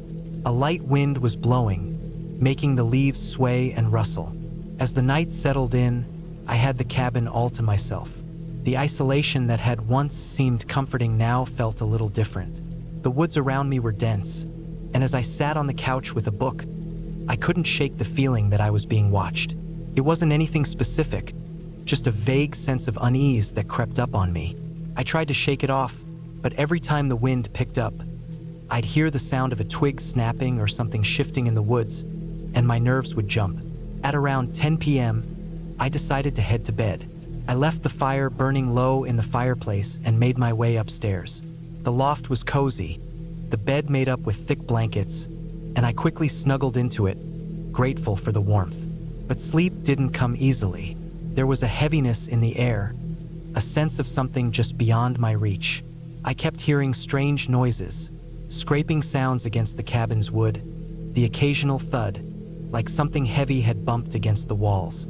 I tried to tell myself it was just the house settling, or maybe an animal outside, but the noises persisted. The wind was stronger now, howling through the trees. It felt like the entire forest was alive, whispering, watching. I stayed in bed for a while, tossing and turning, my mind racing. At one point, I convinced myself that it was just a raccoon or a deer nearby, something harmless. I was about to close my eyes when I heard something distinct, a soft knock at the door. It was so faint that I almost dismissed it, but then it came again, louder this time, a deliberate tap tap tap on the wood. My heart skipped a beat. I lay frozen in bed, staring at the ceiling. There was no way anyone could be out there. The cabin was miles away from the nearest neighbor. It had been a quiet evening, and I hadn't seen anyone on my drive up. The thought of getting up to check the door made my stomach churn, but I had to know. I slowly got out of bed, the floor creaking beneath my feet. I stood still for a moment, listening, and then I heard it again. The knock, this time followed by a soft scraping sound, like something dragging along the ground. I moved cautiously toward the stairs and crept down. The fire in the living room was still smoldering, casting dim light on the walls. I hesitated for a moment before reaching for the doorknob. My breath caught in my throat, and I felt a chill creep up my spine as I slowly turned it. The door swung open with a soft creak, and I peered out into the darkness. The porch was empty, save for a few scattered leaves blown by the wind. Nothing was out of place. I stepped outside, scanning the trees, but there was no sign of anyone. Just as I was about to turn back inside, I heard the faintest noise from behind the cabin. It was distant, but unmistakable. A low, muffled sound, like something heavy dragging across the dirt. I froze, my heart pounding in my chest. The sound was coming from the woods behind the cabin, and it was getting louder, closer. It wasn't an animal, this was something different. My breath quickened as I looked around, trying to figure out what I should do. Should I go inside and lock the door? Should I call for help? But there was no cell service here. I was completely alone. The dragging sound continued, slow and deliberate. I felt a deep sense of dread settle over me. Something was out there, something that didn't belong in these woods. I backed toward the door, my eyes fixed on the darkness beyond the porch. The night was silent again, but the air felt thick, as if the woods were holding their breath, waiting. I slammed the door shut behind me and locked it, my pulse still racing. I sat down on the couch, trying to calm myself. Maybe it was just an animal after all, I thought. Maybe a bear or something had wandered too close. But the dragging sound, it didn't make sense. I kept hearing the wind, the rustle of the trees, the creaking of the cabin, but nothing else. Eventually, exhaustion overtook me, and I managed to fall into a fitful sleep on the couch. The next morning, I woke up late, the sun streaming through the windows. Everything seemed normal again, too normal. I got up and made some coffee, but I couldn't shake the feeling that something had changed. Something had been there in the night. I decided to spend the day exploring the woods around the cabin, hoping that some fresh air and daylight would clear my head. I grabbed my jacket, put on my boots, and set off through the trees. The forest was beautiful, peaceful even, but the odd sensation of being watched lingered. Every snap of a twig, every rustling leaf, made my stomach turn. I wandered for a while, eventually making my way to a small clearing. In the middle, there was a patch of disturbed earth, like someone had been digging. The dirt was freshly turned, the edges uneven, like something had been hastily buried. My mind raced, and I felt a cold knot form in my stomach. What had been buried here? I turned to leave, but then noticed something strange. A faint trail of footprints, leading deeper into the forest. They were large, too large for an animal, and the ground was soft enough that they left clear impressions. Against my better judgment, I followed the trail. It led me deeper into the woods, and the further I went, the more the silence of the forest seemed to close in around me. It was as if the trees were pressing in, closing off the path, until all I could hear was the thumping of my own heartbeat. Then, just as I was starting to feel a sense of panic rising, I saw it. A small, weathered shack, half hidden by the trees. It looked abandoned, the wood rotting, the door hanging off its hinges. There was no sign of life, but something about it made my blood run cold. I didn't want to go closer, but my feet moved on their own. I approached the shack slowly, my breath shallow. When I reached the door, I pushed it open, and the smell hit me. Stale, musty air, like something had been sealed inside for years. I stepped inside, my eyes adjusting to the dim light. There was nothing but dust and old furniture. But then I noticed something on the floor, a piece of cloth, half buried under the debris. I bent down to pick it up and saw that it was a torn piece of a shirt, dark stains soaking through the fabric. I dropped it like it had burned me, my heart pounding. I backed away from the shack, my mind racing. The footprints, the buried dirt, the shirt. It all pointed to something dark, something I didn't want to know. I turned and ran back toward the cabin, the sound of my own footsteps echoing in the silence. I didn't stop until I was inside. The door slammed shut behind me. I locked it again, but I didn't feel safe. That night, I barely slept, my mind racing with thoughts of the shack, the footprints, the torn shirt. There was something out there, something that had been hiding in these woods, and it was still out there.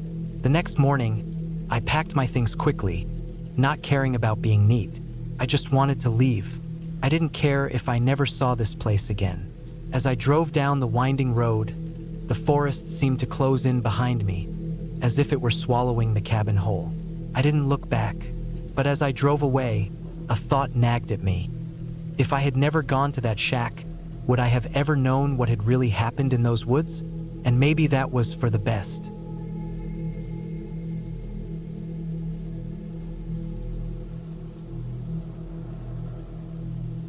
It was supposed to be the perfect weekend. Just me and the wilderness, far from the noise and chaos of the city. The cabin was small, tucked away on the edge of a forest that stretched on for miles. It wasn't anything fancy, just a simple log cabin with a fireplace, a couple of old chairs, and a bed with a worn quilt.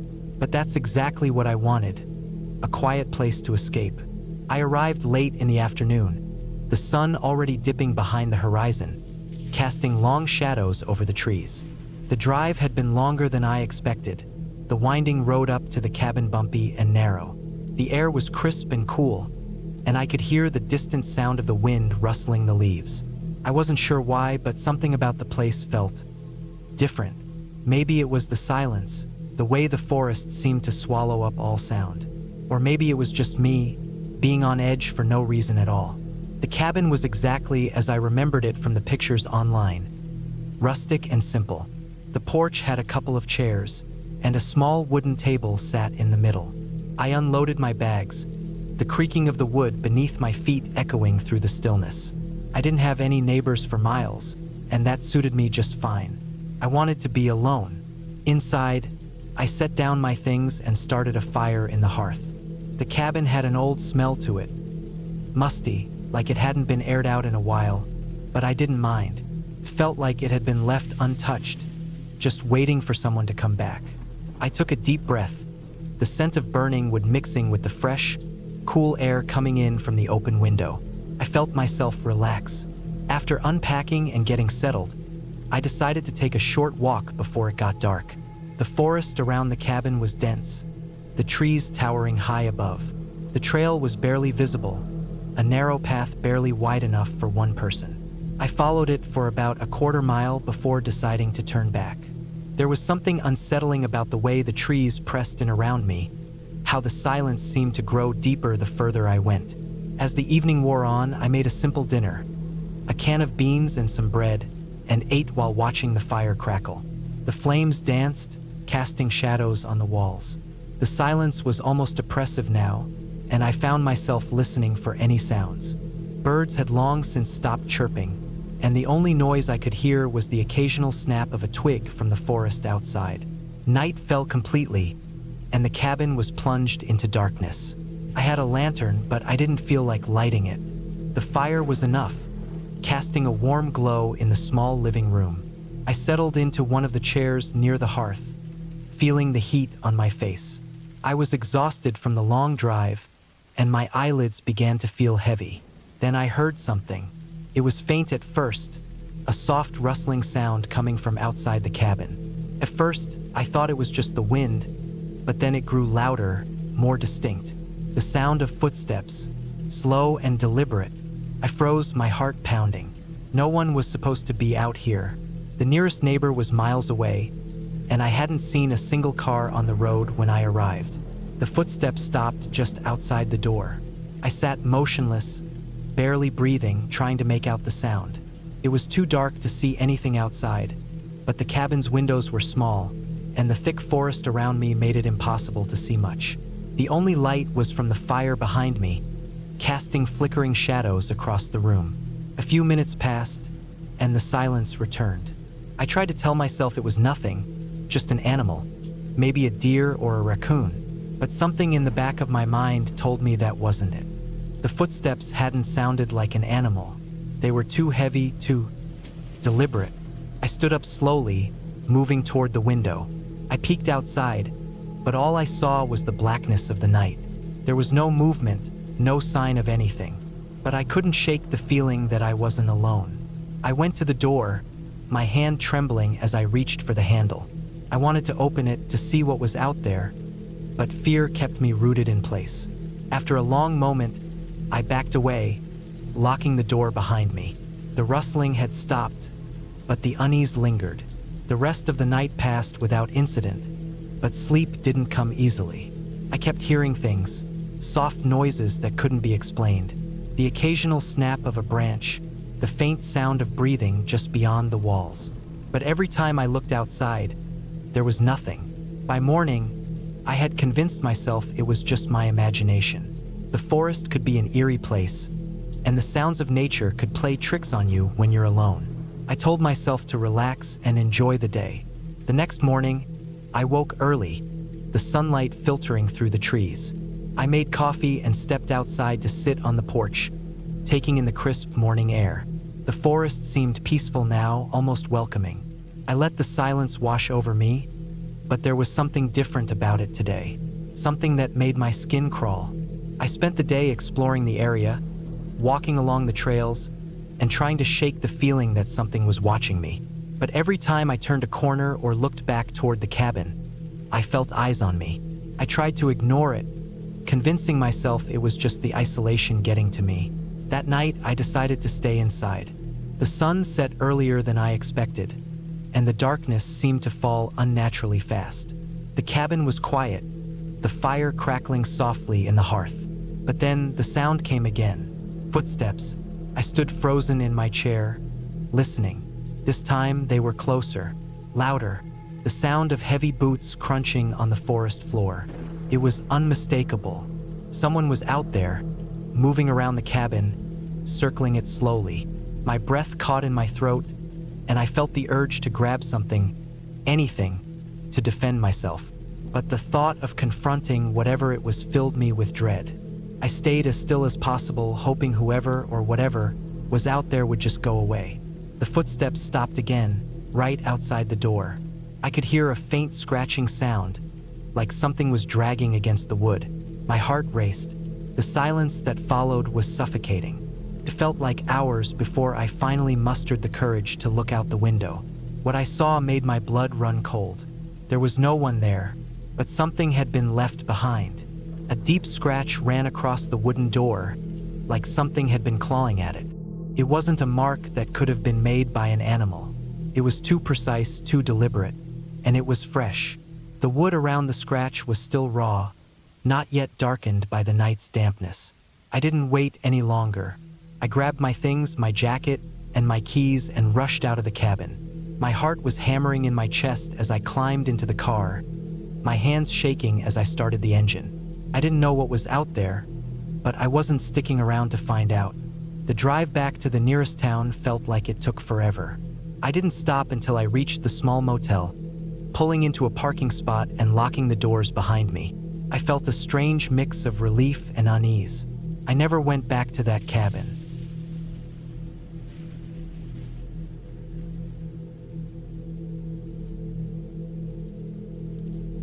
It started with a last-minute decision. I had been feeling overwhelmed with work and personal things for months, and I finally reached a point where I needed to get away from everything. I didn't want to go to some resort or crowded town. I wanted silence, space, something that didn't demand anything from me.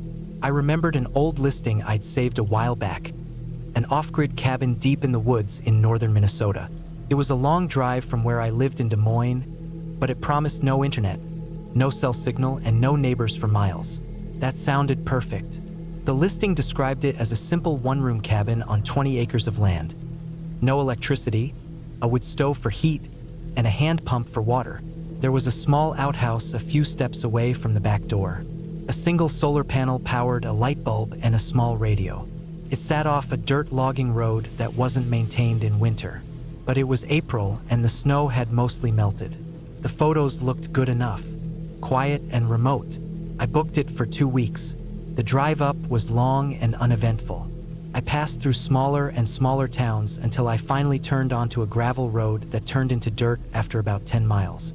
Another few miles and I found the turnoff for the cabin. Nothing more than 2 tire tracks cutting through the trees. I followed it for about a mile, branches brushing the sides of my car, until I came into a small clearing where the cabin stood. It was small and gray, just as the photos had shown, with a tiny porch and a stack of firewood off to the side. I parked, got out and stretched. The air was cold but clean, the way air always seems to smell better the farther you are from people. There were no sounds except for the wind in the trees and some distant bird calls. I stood there for a while, just listening. Then I went inside. The cabin was sparse but tidy. A bed frame with a mattress against one wall, a small table and chair near the window, a shelf with some books, and the wood stove in the corner. There was a propane lantern hanging on a hook, and a small counter with a few pots and pans. The windows didn't have curtains, but it didn't seem like I'd need them. There wasn't another soul out here. I unloaded my gear, mostly food, water jugs, some firewood I'd brought just in case, a sleeping bag, clothes, and a first aid kit. I had a satellite phone I'd rented for emergencies and a couple of books. I left my laptop at home. I was done with screens for a while. The first couple of days were peaceful. I slept in, cooked over the stove, sat on the porch wrapped in a blanket, and listened to the sounds of the forest. I read. I went on walks along the trails around the cabin. It was chilly, but I didn't mind. I hadn't felt that relaxed in years. But around the third night, something started to feel off. I had been asleep for a few hours when I woke up suddenly. Not sure why. It was dead quiet. Normally I could hear the wind, owls, branches shifting, but now it was silent, completely still. I lay there, listening, my eyes adjusting to the dark. There was no moon that night, and without it, the inside of the cabin was pitch black. I figured maybe a storm was coming. I got up, put on a sweatshirt, and stepped outside with a flashlight. The beam cut through the trees, casting long shadows. Nothing moved. I listened. Still nothing. No wind, no animals, not even insects. I stood there for a while, uneasy. Eventually I went back inside, locked the door, and went back to bed. But sleep didn't come easy after that. The next morning, the wind was back, and the birds were calling like normal. I tried to forget about the strange stillness. Maybe it was just in my head. Maybe I had imagined it. A few more days passed. The weather held up. I went farther down one of the trails, finding a small frozen creek and an old fallen tree that looked like a good place to sit. I spent an afternoon there, watching squirrels chase each other. But I started noticing things that didn't quite sit right. Once, I found a piece of rope hanging from a branch, like someone had tied it there. It was old and frayed, covered in lichen. Another time, I saw what looked like a boot print on the trail. Could have been mine, I thought, but it was deeper than mine, wider too. I wasn't sure. Then one night, I heard footsteps around the cabin. I had just finished reading and was lying in bed, half asleep, when I heard the snow crunch outside. Slow, deliberate steps circling the cabin. I froze. My first thought was bear. But bears don't walk like that. These were human steps. I didn't move. I listened, heart pounding. The steps stopped. Then I heard the sound of something lightly brushing against the side of the cabin, like a hand sliding across the wall. I sat up and grabbed the flashlight. I waited. Then I stood up and crept to the window. I turned off the inside light. My breath fogged the glass as I peered out. Nothing. Total darkness. I didn't dare open the door. Eventually, the sounds stopped. I stayed awake most of the night, flashlight in hand. In the morning, I went outside and checked the ground. There were tracks. Human tracks. They went around the cabin and off into the woods. They weren't mine. They were bigger and spaced farther apart. I told myself it was a hunter. Maybe someone who lived nearby. Maybe they were curious. But it didn't feel right. There were no nearby houses, and anyone hunting wouldn't just circle a cabin in the middle of the night. I started locking the door during the day, not just at night. I kept the flashlight and a hatchet near the bed. I even considered leaving, but something told me I was overreacting. It was just someone passing through. It was fine. Then I found the dead rabbit. It was left on the porch one morning. Its neck was broken, but there was no blood, just its body lying neatly by the door. I hadn't seen any predators in the area. It didn't look like something an animal would do. I got rid of it and tried not to panic. But I started carrying the hatchet when I went outside. I stopped walking far from the cabin. A few nights later, it got worse. I had just dozed off when I heard a loud thump on the side of the cabin, followed by another. Then something slammed against the door. I jumped up, heart racing, and grabbed the flashlight and hatchet. The door shook again, like someone trying to break it in. I shouted, not words, just noise, to scare them off. I banged the back of the hatchet against the wall. The slamming stopped. Then I heard it.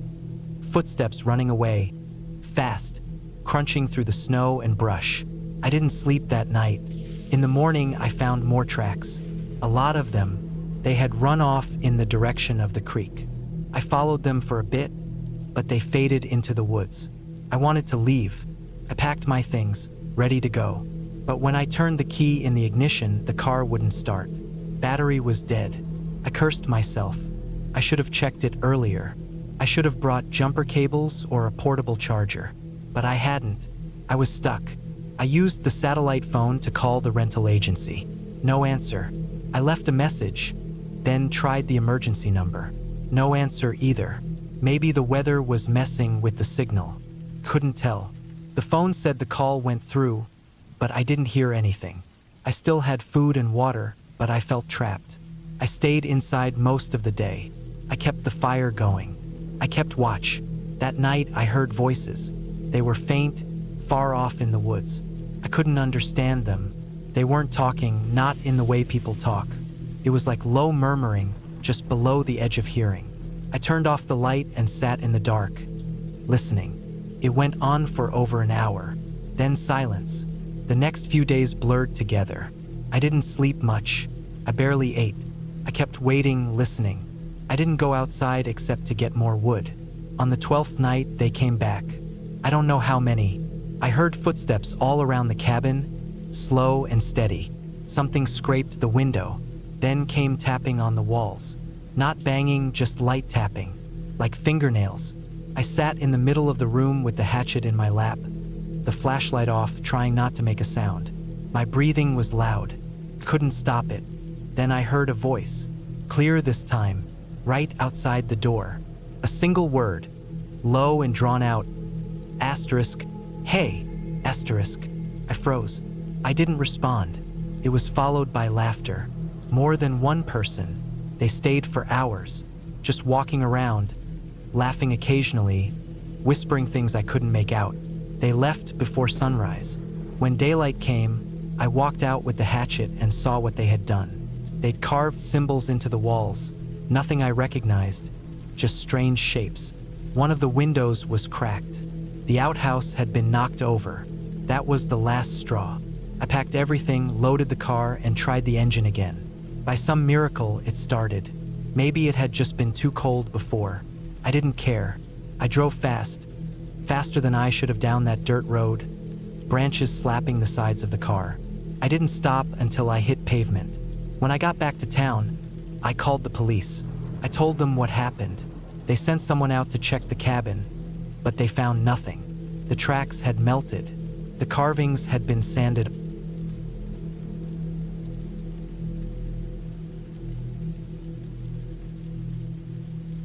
I arrived at the cabin just before dusk, the sun casting long shadows through the dense pine forest. The structure stood isolated, miles away from the nearest town, nestled deep within the woods. It was a modest, single-story building with weathered wooden walls and a tin roof that had seen better days. The air was crisp, and the silence was only broken by the occasional rustle of leaves. I had rented the cabin for a week, seeking solitude to work on my novel. The idea of disconnecting from the world, free from distractions, was appealing. No internet, no phone service, just me, my thoughts, and the wilderness. Inside, the cabin was sparse but functional. A small kitchen with outdated appliances, a living area with a stone fireplace, and a bedroom with a creaky bed. I unpacked my essentials, lit a fire to ward off the evening chill, and settled in. The first night was uneventful. I cooked a simple meal, jotted down some ideas for my book, and turned in early. The sounds of the forest, crickets chirping, branches swaying, lulled me to sleep. The next morning, I ventured outside to explore. The forest was dense, with towering trees and a thick underbrush. I followed a narrow trail that led to a small, serene lake. The water was still, reflecting the clear blue sky. I spent some time there, soaking in the tranquility before heading back. Back at the cabin, I noticed something odd. The door was slightly ajar. I was certain I had closed it before leaving. Inside, nothing seemed out of place, but a sense of unease settled over me. I dismissed it, attributing it to my imagination. That night, I struggled to sleep. Every creak and groan of the old cabin seemed amplified. At one point, I thought I heard footsteps outside, but when I peered through the window, there was nothing but darkness. The following days followed a similar pattern. I would write during the day, take walks in the forest, and return to the cabin by evening. Yet, the feeling of being watched persisted.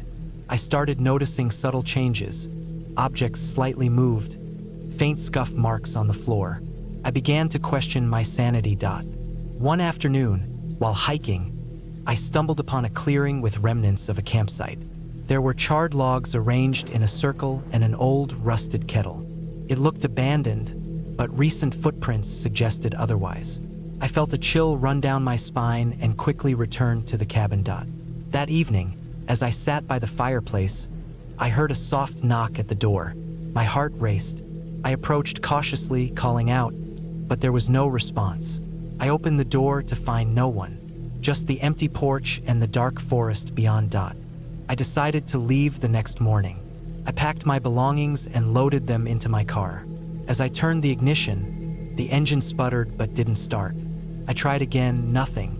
Popping the hood, I discovered the battery cables had been cut. Panic set in.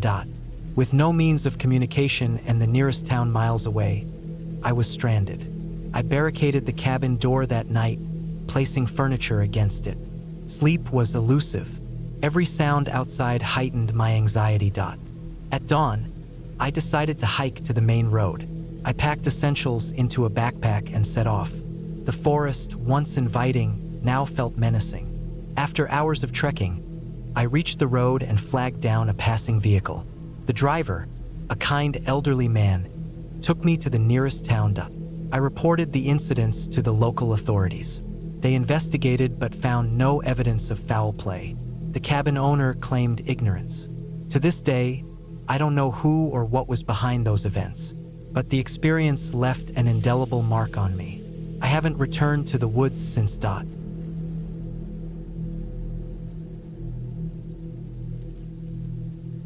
I had been planning the trip for months, looking forward to the isolation and the peace that came with being deep in the woods. The cabin I rented was in the middle of nowhere, far from the nearest town, surrounded by miles of dense forest. It seemed like the perfect place to get away from the chaos of everyday life and clear my head. I wasn't expecting anything out of the ordinary, just a quiet, simple retreat. I arrived at the cabin late in the afternoon, just as the sun began to dip behind the trees. The cabin itself was rustic, made of weathered wood that looked like it had been standing for decades. It wasn't much, just a small one-room cabin with a fireplace, a couple of chairs, a small kitchen, and a lofted bed. There was a porch that looked out into the woods, and a thin trail that snaked away behind it, disappearing into the thick trees. The place had no electricity, and the only water source was a well nearby. The setting was serene and untouched. After unloading my car, I spent some time just sitting on the porch, letting the quiet sink in. The wind whispered through the trees, and the faint smell of pine filled the air. The only sounds were the occasional rustle of leaves and the distant call of birds settling down for the night. It was perfect, just like I had imagined. I spent the next few hours preparing dinner, simple pasta and canned vegetables, and lighting the fireplace to keep warm. The temperature had started to drop quickly, and the chill of the evening air seeped in through the cracks in the cabin. But the fire soon warmed things up, and the cabin began to feel cozy. I ate my meal in silence, watching the flames flicker and crackle. The stillness was something I hadn't realized I'd needed so much until that moment. As the night deepened, the forest outside became pitch black. The only light came from the crackling fire and the small, dim light of a lantern I had placed on the table. I decided to call it a night and climbed up into the loft to sleep. The bed was comfortable enough with thick blankets and soft pillows. It didn't take long for me to fall asleep, lulled by the rhythm of the wind outside. I woke up to a strange sound in the middle of the night. At first, I thought it was just the wind, but then I heard it again, a faint, creaking noise, like something was moving slowly. I sat up in bed, straining my ears in the dark. There was nothing at first, but then the creak came again, followed by a soft rustling sound, almost like footsteps. My heart skipped a beat. The cabin was supposed to be isolated. There were no neighbors for miles, no one around to make noise. I thought about checking the windows, but the place felt so still. I wasn't sure what was more unsettling, the thought of someone being out there or the idea that I might be imagining things. The wind could cause creaks, right? And maybe a branch brushed against the cabin, causing the rustling sound. But then I heard it again, a slow, deliberate scrape against the wood. This wasn't the wind. I got out of bed quietly, not wanting to make any noise. My bare feet touched the cold wooden floor as I moved toward the ladder leading down to the main room. The creaking sounds were louder now, closer. I felt my pulse quicken. I hesitated at the bottom of the ladder, holding my breath. I couldn't see anything, just the faint glow of the fire, the shadows in the corners of the room stretching long and eerie. There was no sign of movement, nothing that would explain the sounds I had heard. I grabbed the lantern from the table and moved toward the front door, my hand trembling slightly as I turned the latch. The air outside was cold, sharp with the scent of pine and earth. I stepped cautiously onto the porch, my eyes scanning the darkness. The forest was silent now, except for the occasional crack of a branch somewhere deep in the woods. There was nothing there, no sign of anyone. I shook my head, trying to calm myself down. Maybe it was just an animal, something moving around outside. A raccoon, maybe, or a deer. The thought of it made me feel slightly foolish for getting so worked up. But as I turned back toward the cabin, I froze. My eyes caught something that made my stomach churn. There, just at the edge of the tree line, was something dark. It was too far away to see clearly, but I could make out the shape of a figure standing motionless among the trees. My breath caught in my throat. I wasn't sure if it was a person, an animal, or just my mind playing tricks on me, but I couldn't shake the feeling that something was wrong. The figure didn't move. It just stood there, watching. I backed into the cabin quickly, locking the door behind me. My heart raced, and I could feel the hairs on the back of my neck standing up. I didn't know what to do. I didn't want to be paranoid, but everything in me screamed that something wasn't right. I decided to wait it out. I sat down by the fire, trying to focus on the warmth, but my mind kept drifting back to the figure outside. It didn't make sense. Who would be out there in the middle of the night, in the middle of nowhere? Time seemed to stretch on, the minutes dragging by. The fire flickered low, casting long shadows on the walls. I kept my eyes on the door, half expecting it to open at any moment. Then, just as I was starting to convince myself I had imagined it, there was a sound from outside, the softest thump, like something heavy had dropped to the ground. I froze, listening. The thump was followed by another, closer this time. A footstep, slow and deliberate. I stood up, my heart pounding in my chest. I moved to the window, peering out through the small crack between the curtains. There, just beyond the porch, I could see the outline of something. Someone, moving through the trees, moving toward the cabin. I quickly backed away from the window, panic rising in my chest. What was going on? Who was out there? Should I call for help? But I didn't have a phone signal, and even if I did, the nearest town was miles away. No one would be able to get to me in time. The footsteps grew louder, closer now, until I could hear them right outside the door. I was paralyzed, unable to move, unsure of what to do. The lantern's flickering light cast strange shadows across the room. I felt trapped, cornered by the silence and the unknown. Suddenly, there was a loud knock at the door, 3 sharp raps. I flinched, my heart leaping into my throat. The knock echoed in the stillness, louder than I thought possible. I stood there, trembling, trying to steady my breathing. I knew I couldn't open the door. I couldn't let whoever it was inside. But I also couldn't just stay here and do nothing. I slowly crept toward the back of the cabin, the cold floor beneath my feet a harsh reminder of how alone I was. There was no other exit, no way out. The door creaked again, louder this time, as if someone was trying to force it open. I pressed my back against the wall, clutching the lantern in my hands. My mind raced with thoughts of escape, but there was nowhere to go. The woods outside were pitch black, and the figure, whatever it was somewhere out there.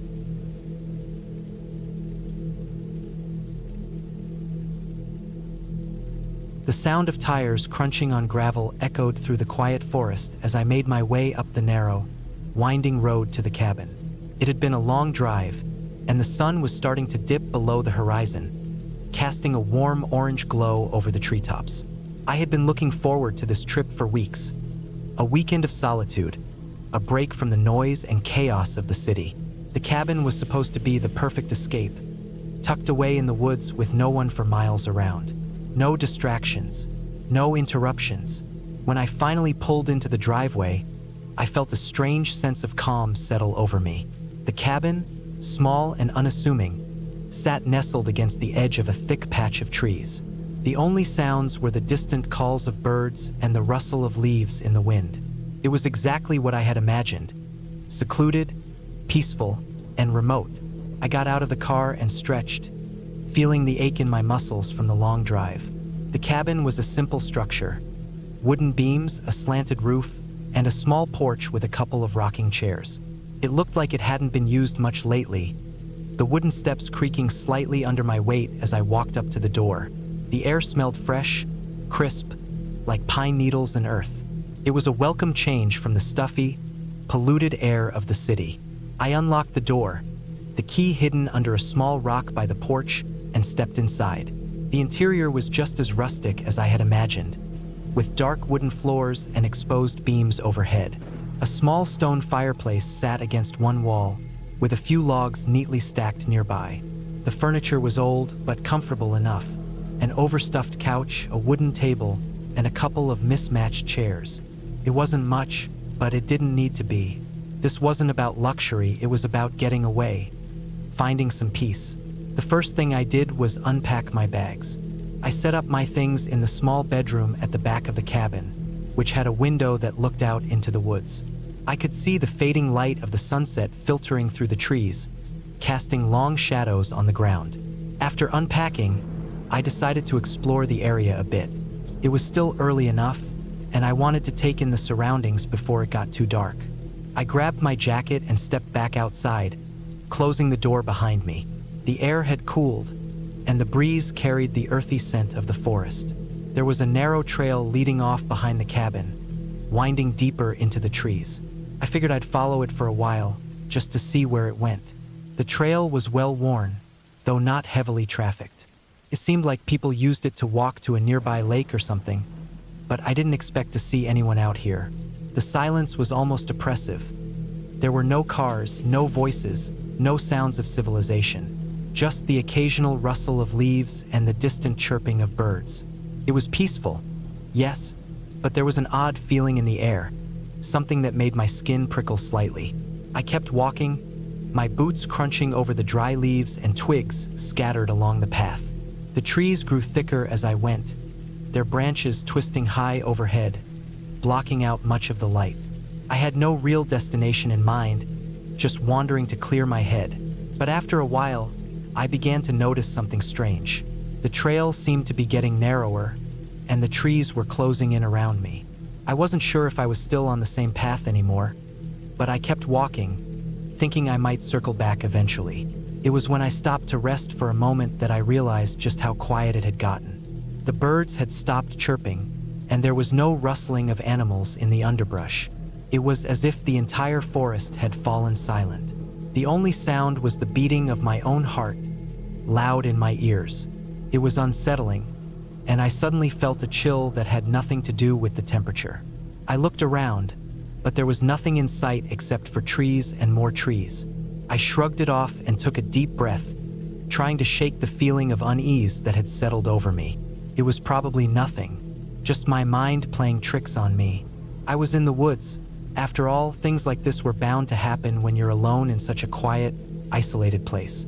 But then I heard something, a twig snapping in the distance, faint but clear.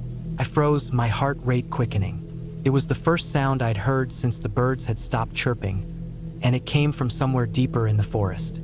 I turned slowly, scanning the trees, but there was no movement, no sign of anyone. The wind had picked up slightly, making the trees sway, but that was it. It was just the forest again. I told myself it was nothing, probably an animal, maybe a deer or a raccoon. Nothing to worry about. But as I started walking back toward the cabin, I couldn't shake the feeling that I was being watched. The walk back felt longer than it should have, as if the trees were closing in around me, the path growing more winding and twisted with each step. The evening was settling in, and the fading light made everything feel darker, more oppressive.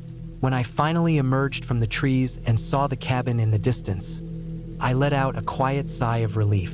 The feeling of being watched had not gone away, but now that I was back near the cabin, I felt a little safer.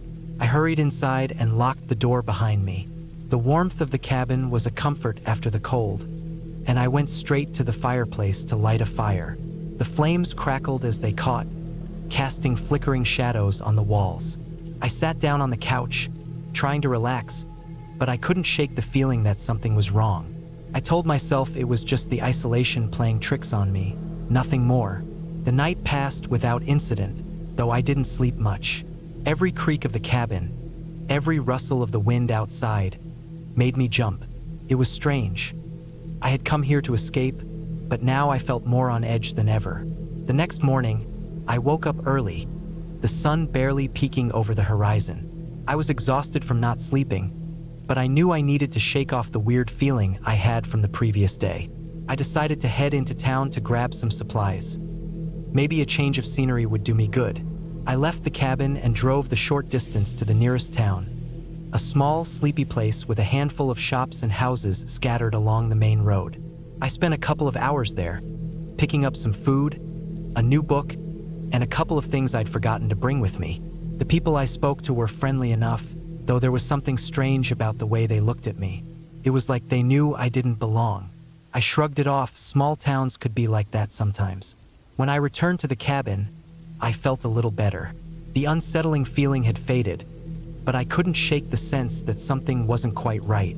I spent the rest of the day inside, reading and enjoying the quiet. As the evening came again, I made sure to lock the doors and windows before I settled in for the night. I was just about to fall asleep when I heard it again, the sound of something moving outside. This time it was louder, more deliberate. My heart raced as I sat up in bed, straining to hear. The sound was coming from the porch, right outside the door. I felt my blood run cold as I lay there, listening. I had locked the door, but the windows were only latched shut. What if someone had been out there the whole time, watching? I slowly got out of bed and grabbed a heavy lamp from the table next to it.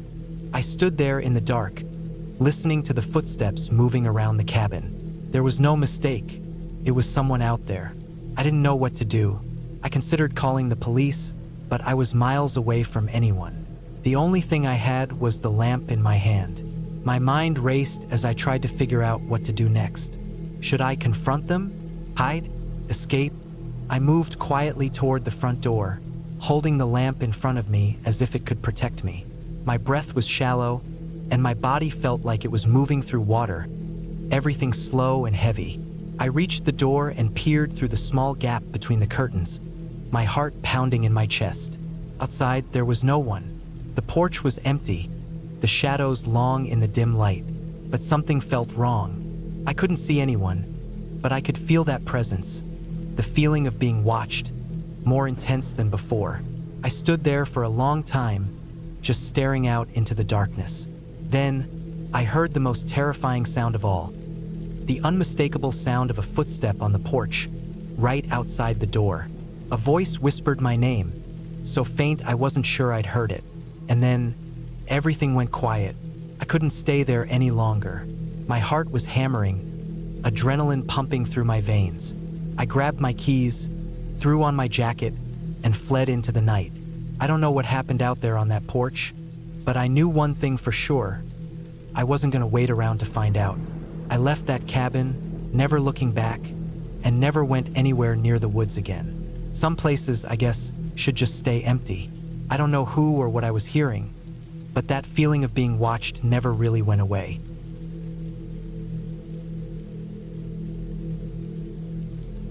I never planned to stay in a cabin that far out in the woods.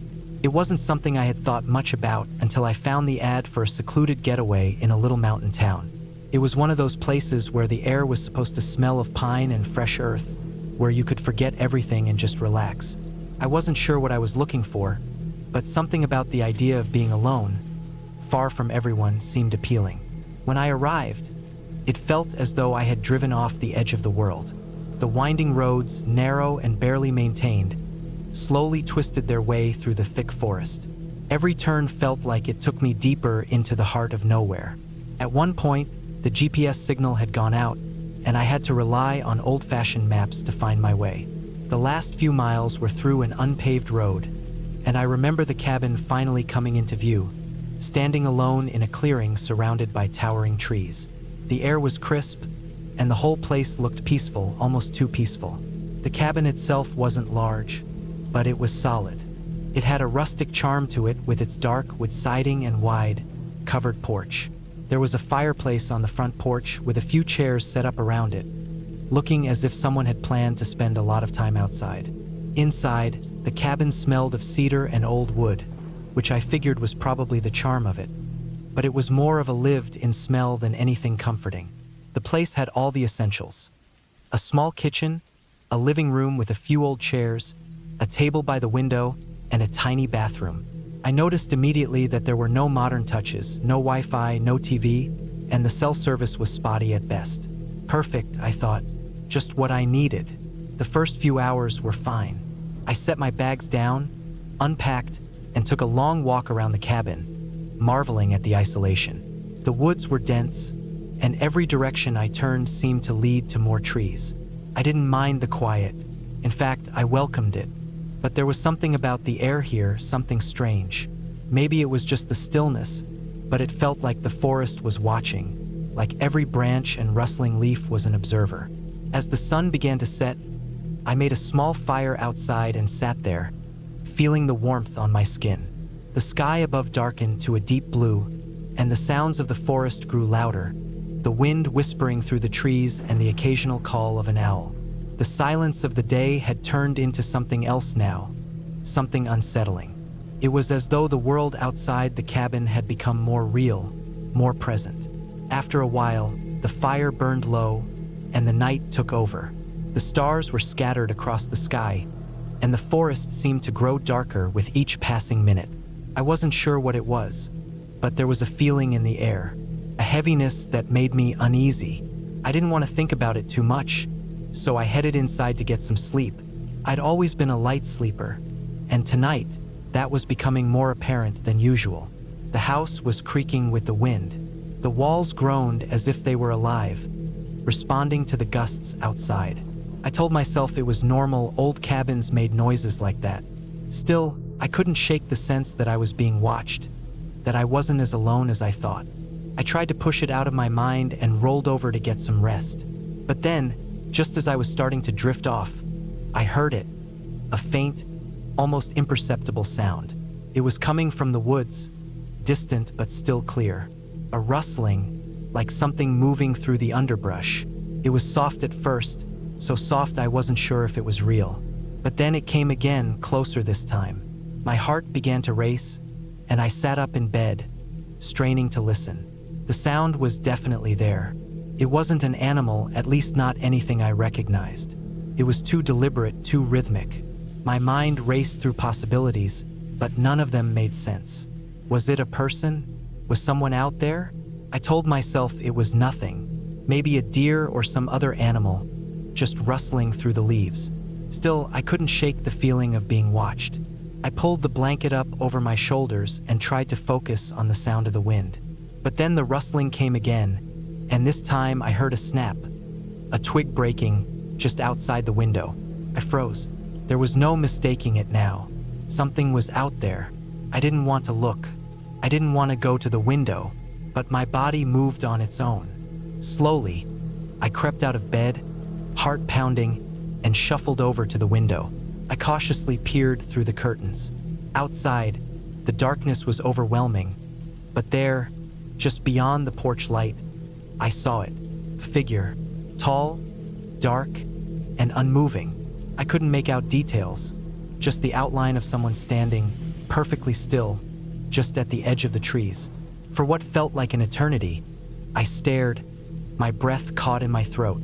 Then, without warning, the figure took a step forward and disappeared into the woods, as silently as it had appeared. My heart was racing, and for a moment, I couldn't move. What was that? What was going on? I didn't know what to do. I wanted to call someone, but my phone had no service, and the landline in the cabin didn't work. I was completely alone. I thought about leaving, packing up and driving back to town, but the roads were winding and unfamiliar. And besides, if I left now, what would happen to me? Would I even make it out of here? My thoughts were spinning, and I knew I had to stay calm. I grabbed a flashlight, my only source of light, and stepped outside onto the porch, keeping my eyes on the trees where I had seen the figure. The night was thick, and I couldn't hear anything over the pounding of my own heart. The wind had died down, leaving an eerie silence in its place. I shone the flashlight around, trying to make sense of what had happened. There was nothing, just the normal sounds of the forest, the rustling of leaves and the occasional snap of a branch. But something didn't feel right. I felt exposed, vulnerable. I wasn't alone, not in this moment. There was someone out there. I just couldn't see them. I spent the next few hours pacing around the cabin, checking windows, locking doors, and trying to convince myself it was nothing. But I couldn't. The sense of unease, the feeling of being watched, never left me. It hung in the air, thick and oppressive. As the night wore on, the sounds of the forest returned. The wind began to pick up again, but it wasn't the same as before. It felt different, like something was about to happen. My nerves were on edge, and I couldn't keep still. I kept hearing noises, small things that didn't make sense, like footsteps just outside the cabin, twigs snapping underfoot. I wanted to believe it was just animals, but it didn't feel that way. It felt deliberate. By morning, I was exhausted. My mind was spinning with what had happened, and I couldn't shake the feeling that the figure I had seen in the woods wasn't just a random stranger. It felt intentional, but I didn't have proof. There was no evidence that anyone had been out there. The forest was still and everything seemed normal. I decided to leave. I didn't care if it was still early. I needed to get out of that place. I packed my bags quickly, almost throwing things into my car, and started the engine. As I pulled away from the cabin, I took one last look at the woods. The place looked so serene, so peaceful, but I knew better now. Something had been there, someone had been there, and I wasn't going to stick around to find out who. I drove for miles, my hands gripping the wheel, until the forest started to thin out and the road widened. The further I went, the lighter I felt. When I finally reached the nearest town, I stopped at a small diner to get some food and calm my nerves. I couldn't stop thinking about what had happened, but I also knew something important. I was safe. I had made it out, and that was all that mattered.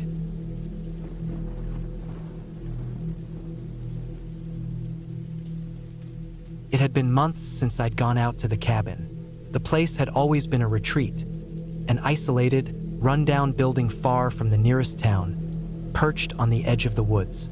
I had gone there before, seeking peace, to escape from the constant noise of life, to clear my mind.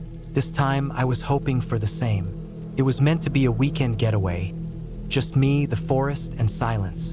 But the way things turned out, it didn't stay peaceful for long. I arrived just as the sun was setting, casting long shadows across the dense trees. The sky was streaked with the last hints of daylight, turning everything a deep orange before quickly fading into the approaching darkness.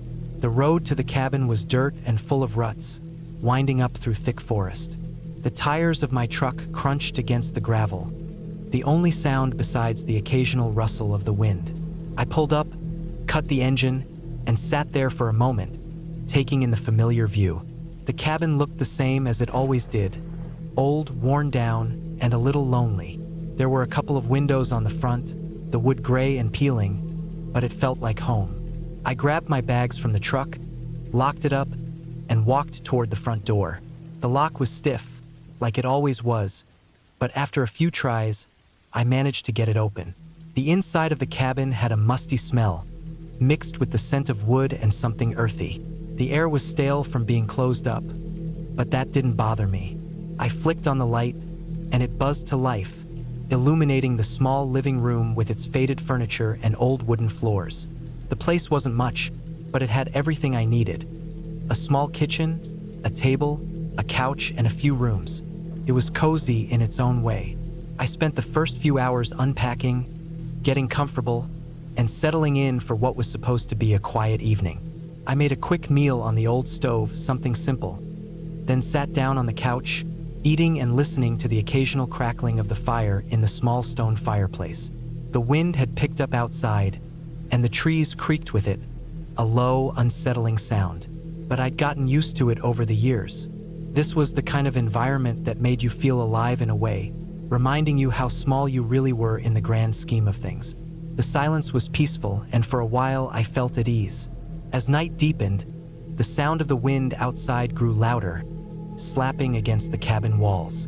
I put out the fire and turned off the lights, deciding to go to bed early. The bedroom was simple, just a bed with a worn comforter and a small dresser. There was a window looking out toward the woods, but I didn't bother to look outside. The darkness beyond the cabin was thick, and the thought of stepping out into it was enough to keep me inside. I lay down, pulled the blankets up, and closed my eyes. I woke up some time later, my senses alert to a faint noise outside. At first, I thought it was the wind again or maybe the trees shifting, but then I heard it, something else. A soft scraping sound, like something or someone was moving around outside. I held my breath, listening closely. The scraping continued for a few seconds, then stopped. I waited. My mind raced with possibilities. Animals, maybe, but it sounded deliberate, almost like something was intentionally testing the ground, moving slowly. I got up quietly, my heart beginning to beat faster. I tiptoed toward the window and peeked out. At first, I couldn't see anything. The darkness was so thick that it swallowed the trees and the ground in shadow. But then, my eyes caught a slight movement. A figure, low to the ground, just past the edge of the porch. It was impossible to make out clearly, but it was there, crouched down and moving slowly, deliberately. My pulse quickened. I felt my hands grow cold and sweaty. Whoever or whatever it wasn't just wandering around. It was sneaking, watching. I backed away from the window, careful not to make any noise. I felt a cold sweat form on my neck, and my heart began to thud against my chest. My thoughts scrambled. Could it be an animal? No, it was far too human-like in its movements. Person? That thought was enough to send a chill through my spine. But who would be out here in the middle of nowhere? It was far too isolated for anyone to stumble upon by accident. I moved to the front door, my mind racing with ideas. I couldn't just sit here, waiting to see if whoever was outside would leave. But I didn't want to confront them either. If it was a person, what if they were dangerous? Maybe I should just call for help. But there was no cell service out here. The nearest town was miles away, and even if I drove, I'd be wasting precious time. No, I had to handle this myself. I grabbed the small flashlight from the kitchen drawer and crept toward the back of the cabin, staying as quiet as possible. I tried to control my breathing, but my nerves were shot. I moved from window to window, peeking out, trying to see if I could spot anything. The dark forest seemed to press in closer, its shadows growing longer and more oppressive. The scraping noise had stopped, but I didn't feel any safer.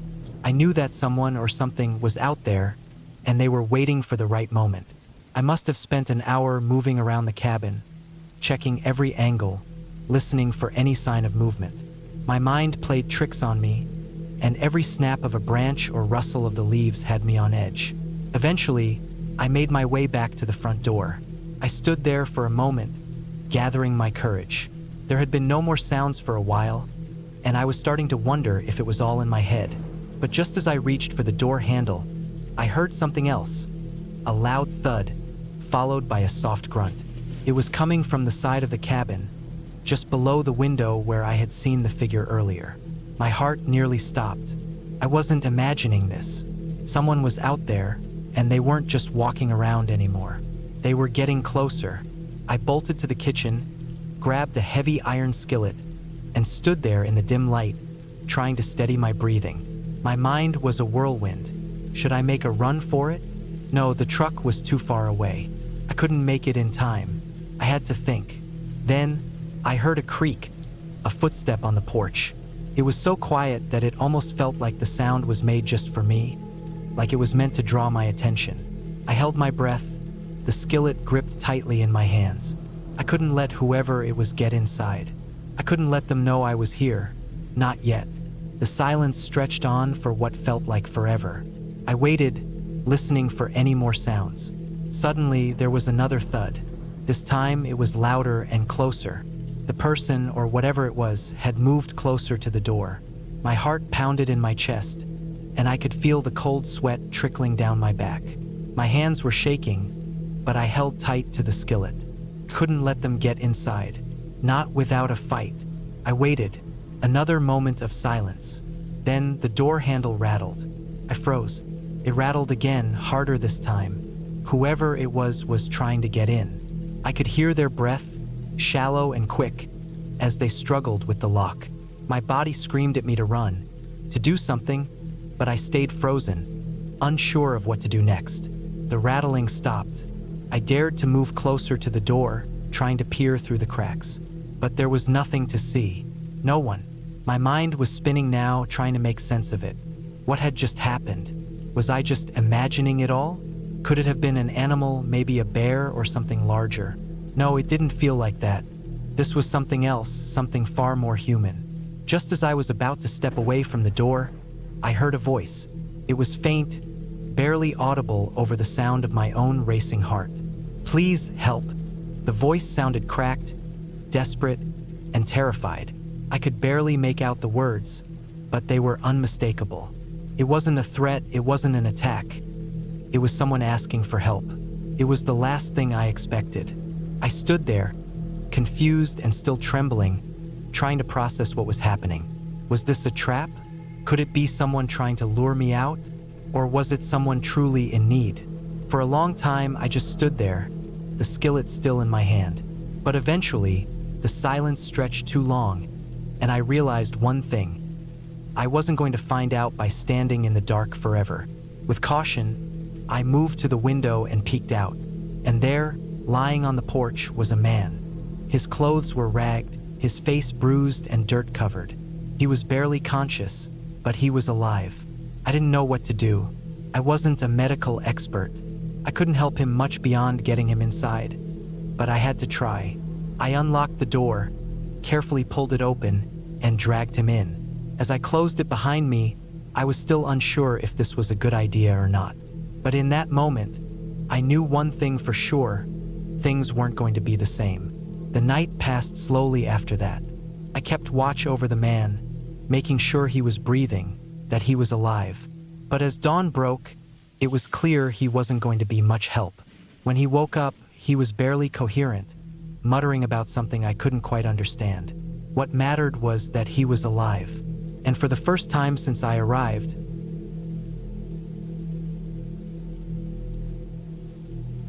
I had never been much of a fan of camping.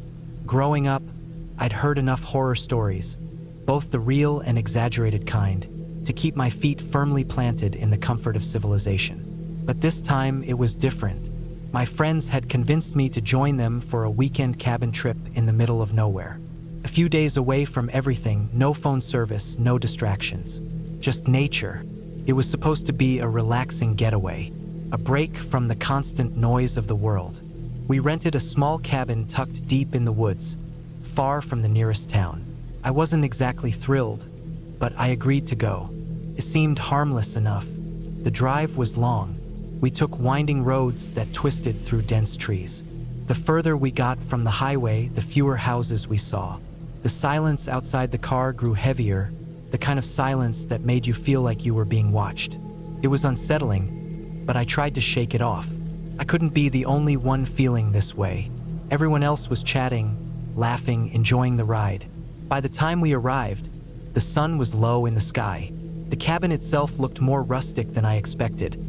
Not that I knew exactly what to expect.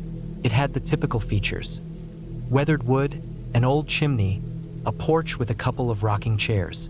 It looked picturesque, like the kind of place you'd see on a postcard, surrounded by tall trees that seemed to swallow the light.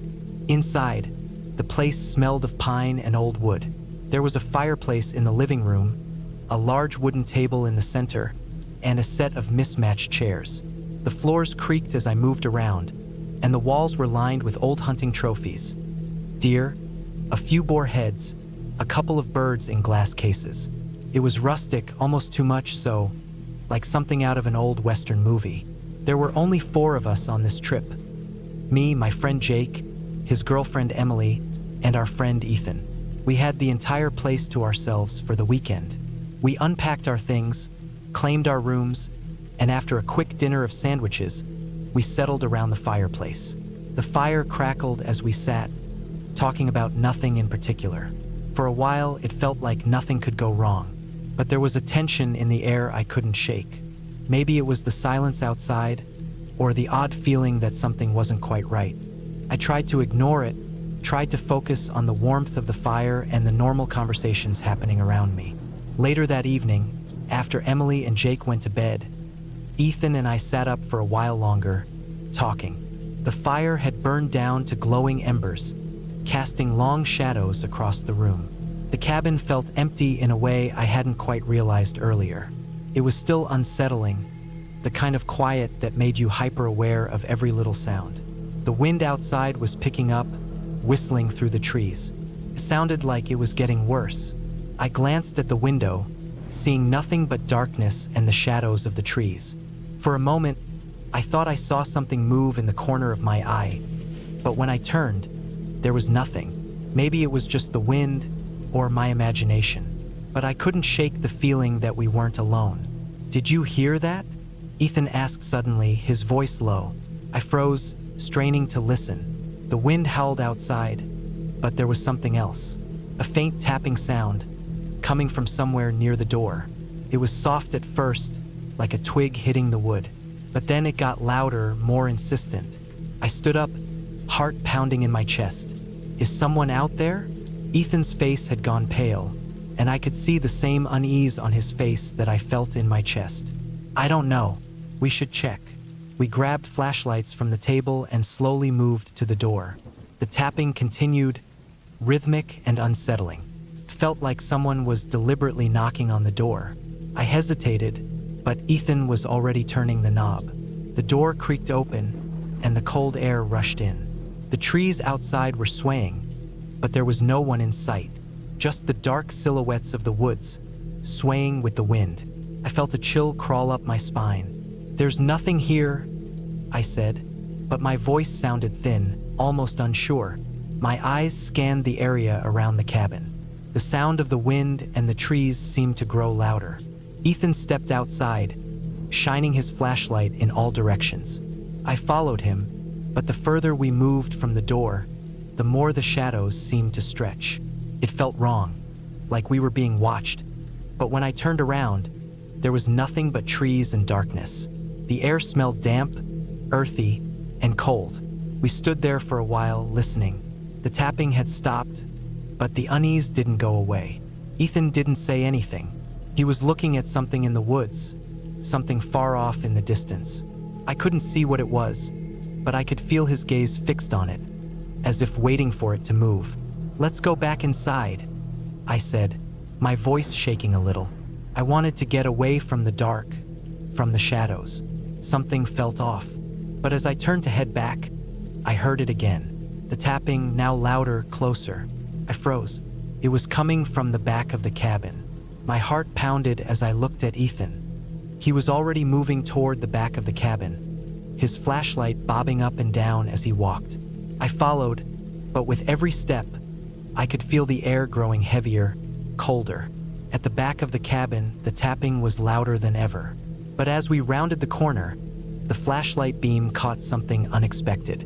It was a small wooden shed, almost hidden by the trees, its door creaking slightly in the wind. The tapping was coming from inside. I could feel my legs go weak as a cold sweat broke out on my forehead. Ethan seemed to hesitate for a moment before stepping forward and slowly pulling open the door of the shed. Inside, there was nothing, just old, forgotten tools and an empty, dusty space. The sound had stopped the moment the door was opened. I exhaled in relief, but as I turned to leave, I felt the hairs on the back of my neck stand up. It was as if someone was watching me. I spun around, my flashlight scanning the area. There was nothing there, Nothing that could explain the chill I felt creeping down my spine. We hurried back inside, locking the door behind us. The fire had long since gone out, leaving the room cold and dim. I felt a weight in my chest, a sense of dread I couldn't explain. Emily and Jake were still asleep, oblivious to everything that had happened. That night, sleep came in fits and starts.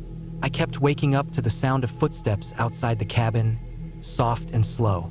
But when I opened my eyes, the cabin was silent, and nothing was there. Each time I tried to settle back into sleep, the unease would crawl back into my chest, reminding me of the tapping. By morning, I was exhausted. My mind felt foggy, but the others seemed fine. We made breakfast, the smell of bacon and eggs filling the cabin, and for a moment, I almost convinced myself that it had all been a bad dream.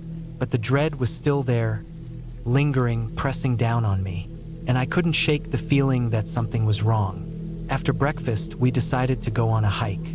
We needed to get out of the cabin, to breathe fresh air and stretch our legs. The woods around the cabin were thick, and the trail wound through trees that seemed to go on forever. But no matter how far we walked, I couldn't escape the feeling that we weren't alone. Every now and then, I'd glance over my shoulder, half expecting to see someone, or something, lurking in the trees. But every time, it was just the wind moving the branches, the shadows stretching as the sun climbed higher in the sky. Around noon, we reached a clearing, a small lake surrounded by trees. The water was still, reflecting the sky like a mirror. We stopped to rest, sitting on the rocks by the shore. The air smelled fresh, clean, but there was still that nagging feeling at the back of my mind. Then I heard something, a twig snapping, far off in the woods. I jumped to my feet, my heart racing. But when I turned to look, there was nothing. No movement, no sign of anyone. "Did you hear that?" I asked, but the others were too distracted, laughing, joking. They didn't feel it, the tension that clung to me, like I was being hunted. We stayed at the lake for a while, trying to relax, but my nerves were frayed. By the time we headed back to the cabin, the sun was setting. The forest felt darker, thicker, as if it were closing in on us. We hadn't even made it halfway back when I saw it. A figure standing between the trees watching us. It was too far away to make out any details, but I knew it was there. I stopped dead in my tracks, my breath catching in my throat. "Ethan," I whispered, but when I turned to look at him, he was already running toward the figure.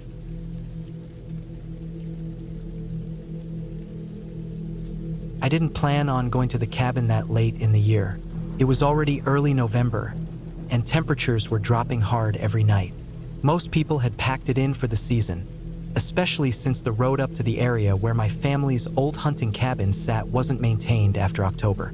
Still, I needed some time alone. Work had been eating away at me for months. I was snapping at people, not sleeping well, constantly glued to my phone. I felt like I couldn't breathe. So I took a week off and packed up my truck with enough food, water, and basic gear to get through 5 days. I loaded my .30-06 rifle and a Glock just in case, although I didn't really expect to use them. I wasn't there to hunt. I just wanted quiet. No phone service, no people, just trees, cold air, and that drafty little wooden cabin my grandfather had built 40 years ago. The cabin wasn't fancy. One room, a stone fireplace, old iron stove, a metal-framed cot with a lumpy mattress, and a wooden table with 2 chairs. There was no power, no plumbing. A few tools hung on the walls, most of them dull or rusted. The place hadn't been updated in decades, but it was solid. It always felt like the safest place in the world when I was younger. It took almost 4 hours to get there, including the last mile where I had to park the truck and hike in with a backpack. The trees were bare, and the sky was gray. The wind cut through my jacket as I made my way down the overgrown trail, stepping around old branches and dead leaves. I hadn't seen another car since the last gas station. When I reached the cabin, everything looked normal. I brushed off the leaves from the steps, unlocked the door, and checked inside. There was some dust, a few mouse droppings, but nothing serious. I started a fire in the fireplace right away, dropped my pack, and unrolled my sleeping bag on the cot. I set up my lantern, opened a can of soup, and just sat there for a while, staring at the flames. It was exactly what I wanted. The first day passed quietly. I didn't even leave the cabin much. I spent most of the time just resting, eating, walking small loops around the clearing, and chopping some wood from the pile out back. At night, I sat by the fire again, staring into the flames like I used to when I was a kid. It was pitch black outside. No lights, no sounds, just wind through the trees. On the second day, I went farther out. There's an old path that winds north from the cabin, mostly used by deer. I followed it for about an hour before turning back. The woods were dead silent. No birds, no squirrels, not even a distant plane overhead. Just that cold, heavy silence that seems to press down on you. I remember thinking how quiet it all was. Almost too quiet, but I shook it off. That's what I came for, right? Later that evening, I was outside gathering more firewood when I noticed something strange near the tree line across the clearing, about 60 yards away. I didn't see anything move, but I felt like something was there. I stood still, holding an armful of kindling, just looking. The wind had died down and the air was still.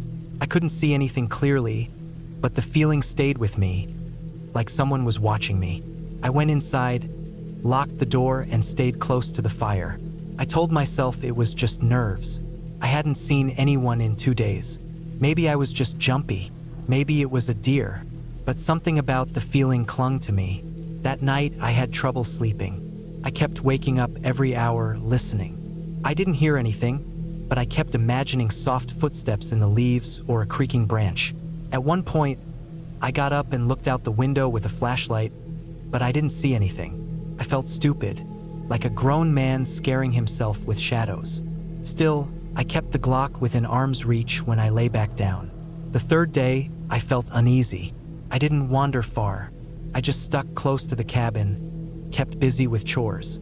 I fixed the broken latch on the outhouse door and swept out the inside. I split more wood. I even tried to fish at the small creek a quarter mile away, but I couldn't concentrate.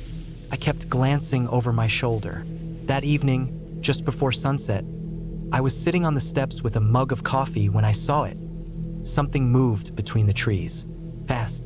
Just a flash of motion in the corner of my eye.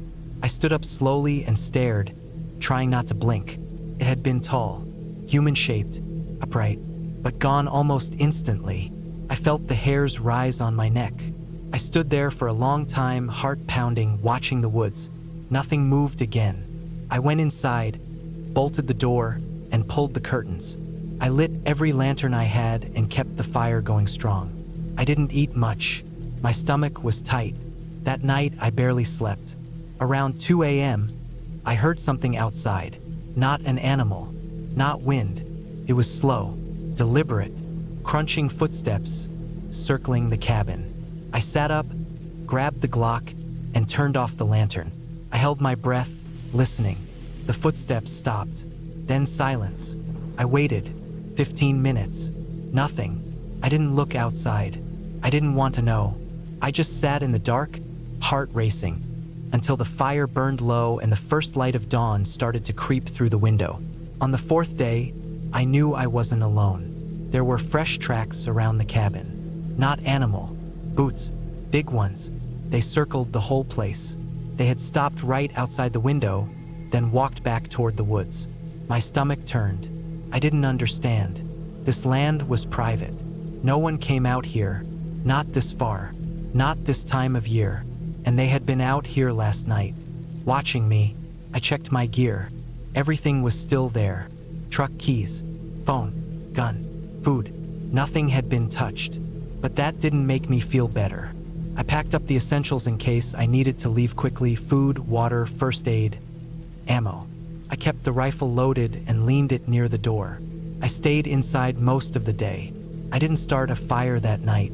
I didn't want to draw attention. I ate cold food, kept all the lights off, and sat in the dark, watching the door. Around midnight, I heard them again. Footsteps, closer this time, not circling, approaching. I held the Glock tight, aimed at the door. The footsteps stopped. Then there was a noise like fingers brushing the wall. Slow, scraping. I didn't move. I didn't breathe. I just listened. After a long minute, the sounds faded. I waited until sunrise to move. When the sun finally came up, I went outside. More tracks. Same boots. They had stood by the window again, right under it. They had walked around the back of the cabin too. I followed the tracks until they disappeared into the woods. But I didn't go far. I didn't want to end up in some trap. That was the morning of the 5th day. I knew I had to leave. I packed up everything as quickly as I could. I strapped on my pack, took both guns, and locked the cabin behind me even though it didn't matter anymore. I kept glancing over my shoulder as I walked down the trail. I moved fast, trying not to run. The silence felt even heavier. The trees felt closer. About halfway to the truck, I heard something behind me. A branch snapped. I spun around and raised the rifle. Nothing, just trees. No movement. I stayed frozen for 2 minutes, scanning everything. My heart felt like it was going to explode. Then I turned and kept walking. Faster. When I reached the truck, I almost cried. I threw everything in the back, jumped in, and started the engine. The road was rough, but I didn't care. I just kept driving until I reached the gas station back near the highway. I didn't stop.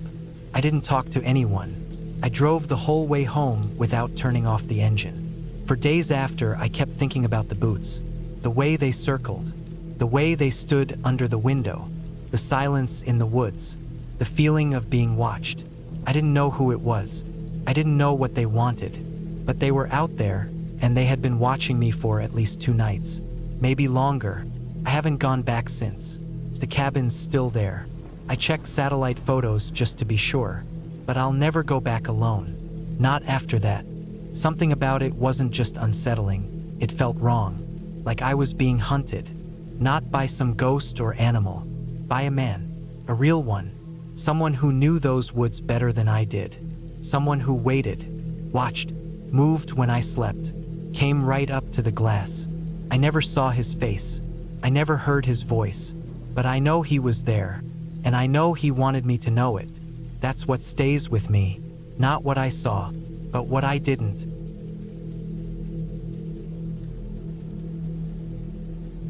I rented the cabin in early September, just after Labor Day.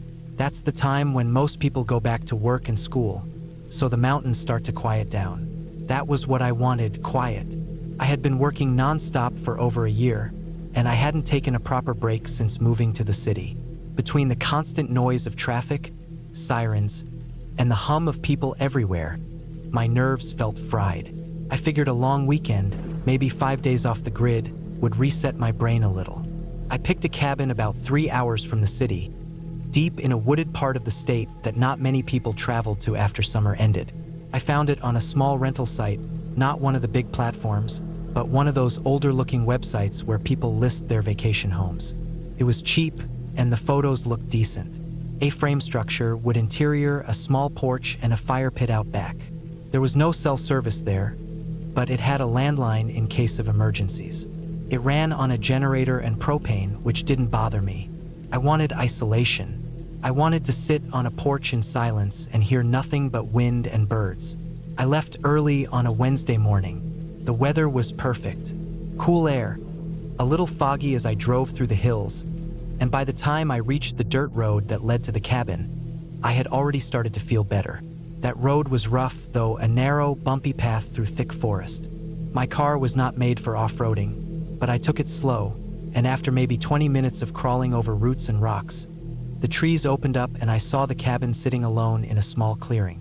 It looked just like the pictures, maybe a little more worn down, but still solid.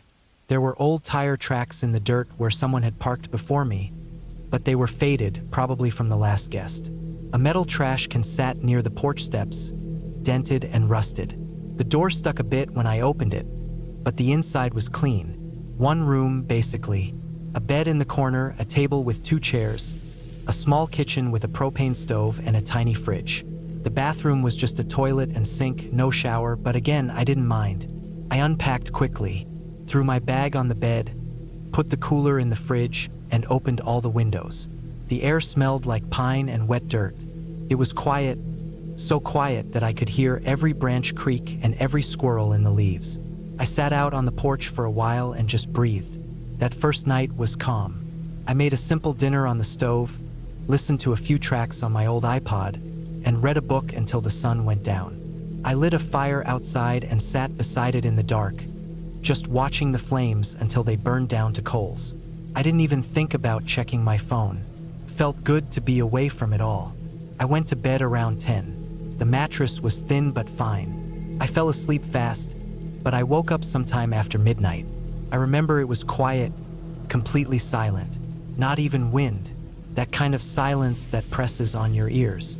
I sat up for a bit, thinking maybe it was just the unfamiliar setting. I got a glass of water, checked the door, then went back to bed.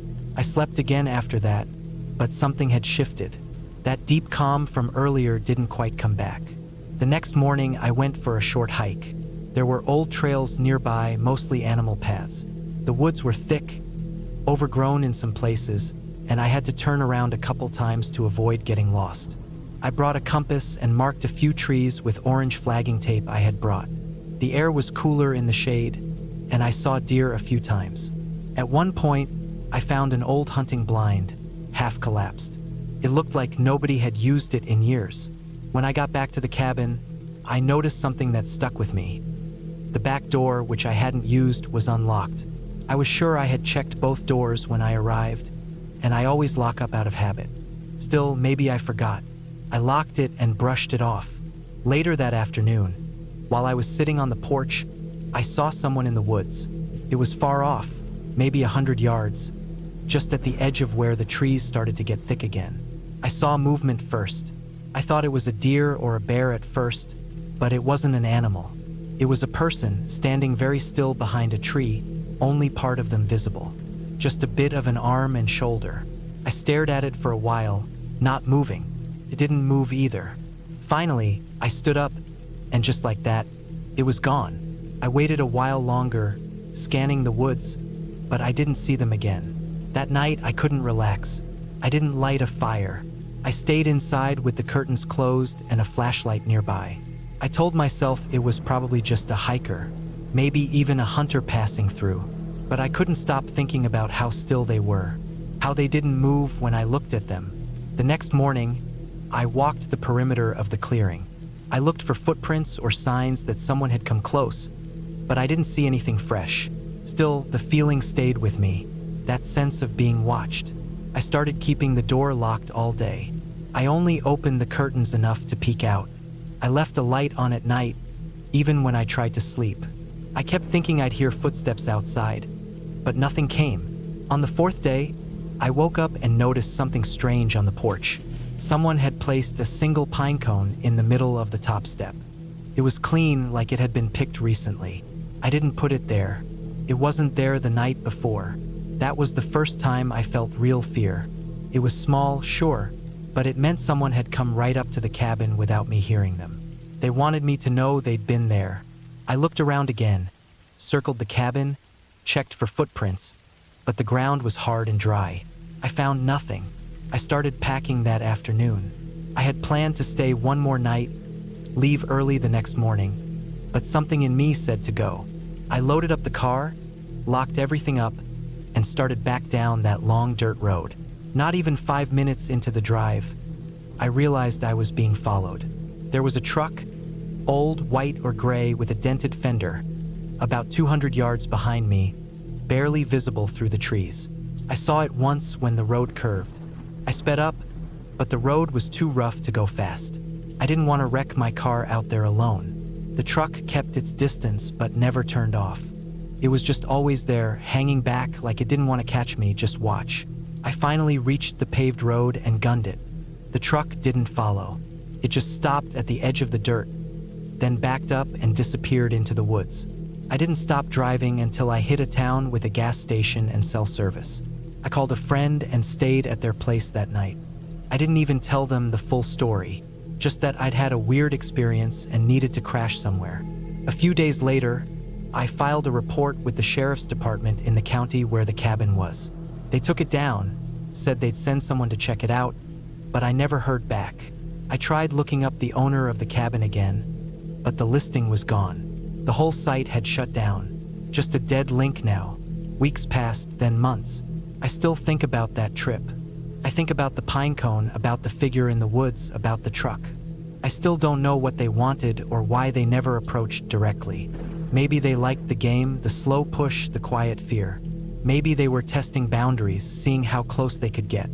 One thing I know for sure, someone was living out there, watching that cabin, waiting for people like me to show up alone. And I don't think I was the first.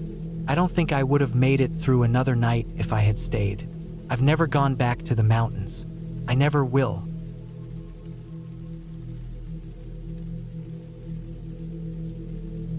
I decided to stay in a small cabin deep in the woods of northern Montana after quitting my job. It wasn't a dramatic quitting, nothing like that. I just reached a point where I was burned out, tired of office lights and emails and people asking me for things I didn't care about. I had saved enough to take a few months off. I didn't have a plan for what I wanted to do with the time, but I knew I needed to be away from people. So I booked this cabin, no Wi-Fi, no cell service, no neighbors for miles. The listing showed it as an old logger's outpost that had been restored a bit. Still rough, still remote, but it had solar panels, a working stove, and rainwater tanks. That was enough for me. I didn't want luxury.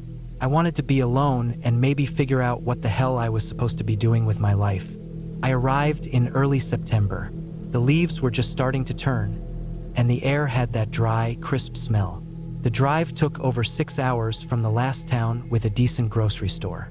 The last 30 miles were on a rutted dirt road that wound through dense pine forest and climbed steadily uphill. I saw a few signs nailed to trees: private land, no trespassing. But I had the GPS coordinates saved offline, and eventually I found the narrow turnoff that led to the cabin. It was just how I pictured it.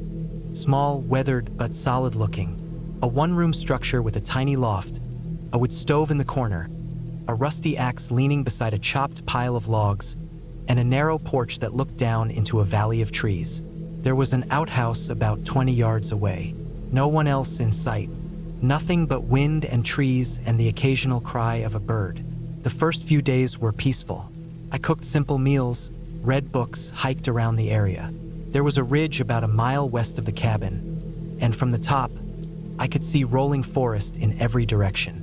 No buildings, no people, no planes overhead. I kept thinking, this is what quiet actually sounds like. But by the 5th day, I started noticing strange things. Started small. I found a half-buried tin can in the dirt behind the cabin. It wasn't rusted like you'd expect. It looked recent. Then I noticed scuff marks on the steps of the porch that hadn't been there before.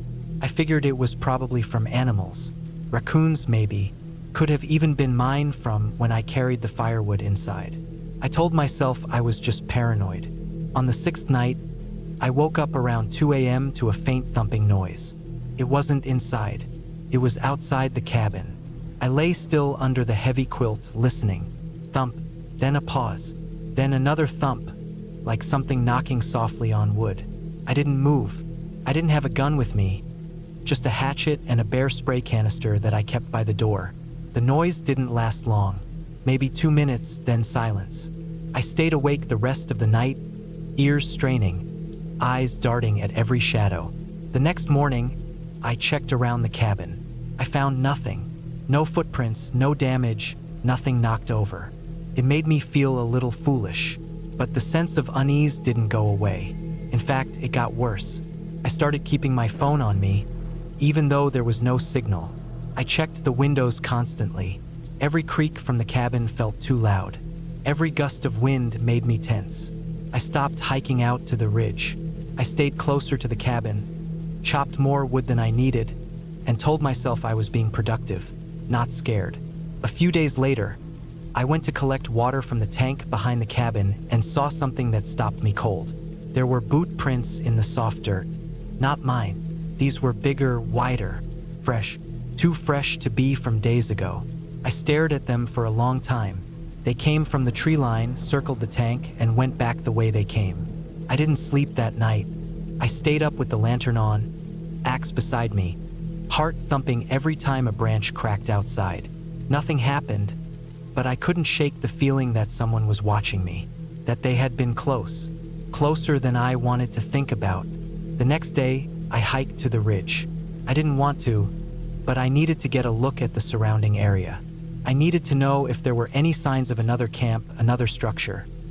Anything that could explain who was wandering around out here. The hike took just over an hour. The trail was steep in places and overgrown in others.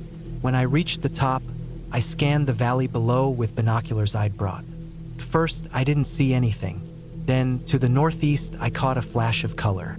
I adjusted the focus and froze. It was a tarp, a blue one, stretched over what looked like a lean-to shelter built from branches and debris. It was barely visible through the trees, but it was there. Someone else was out here. I stayed up on the ridge longer than I should have, trying to map the direction back to that tarp. I didn't want to get close, but I wanted to know where it was. I marked a rough heading in my notebook and headed back to the cabin. The woods felt different on the way back. Not just quiet, empty, like something had been pulled out of them, like the trees themselves were holding their breath. That night, I barricaded the door. I pushed the table and chair against it, locked the windows, made sure the axe and spray were within reach. I didn't light a fire. I didn't want to draw attention. Around midnight, I heard the footsteps. They were slow, deliberate, crunching on leaves. They moved around the cabin. I couldn't see anything out the windows, it was too dark. I didn't breathe. The steps paused near the porch. I thought I heard the wood creak. Then silence. I stayed frozen until the sky started to lighten. When I finally opened the door, I saw nothing. No footprints, no damage. But I knew what I'd heard. I couldn't stay. I packed my gear fast, shoving everything into my bag. I wasn't even sure if my car would start. It had been sitting unused for over a week, but I didn't care. I needed to get out. I stuffed food, water, the bear spray, the axe, all of it into my pack and threw it over my shoulder. As I stepped off the porch, I saw something that made my stomach drop. Pinned to the nearest tree was a piece of paper. It was torn and yellowed and had 3 words written on it in thick marker. "Go back now." I turned and ran. I didn't look back. I took the trail down past the ridge, not even stopping to catch my breath. My legs burned, my lungs ached, but I kept moving. I didn't know if whoever left that note was still nearby. I didn't want to find out. It took nearly 6 hours to reach my car. The road was worse than before. Wet, muddy, slow. I nearly slid off the side once, but I kept going. When I finally reached the main highway, I didn't stop driving until I was 50 miles from the forest. I pulled into a motel parking lot, locked the doors, and passed out in the front seat. I reported what happened to the local sheriff the next day. They didn't do much. Said people wander those woods sometimes. Squatters, hunters, loners. Said unless there was a crime, there wasn't much they could do. I didn't argue. I didn't go back. I thought about that cabin for a long time after. I thought about who was out there, why they hadn't just broken in, why they waited, watched, left notes instead of making their presence known directly. I started to think that maybe it was a game for them, a sick one they'd probably played before. But I also think I got lucky. Whoever they were, they gave me a warning, one I didn't ignore. I haven't gone back into the woods since, and I won't.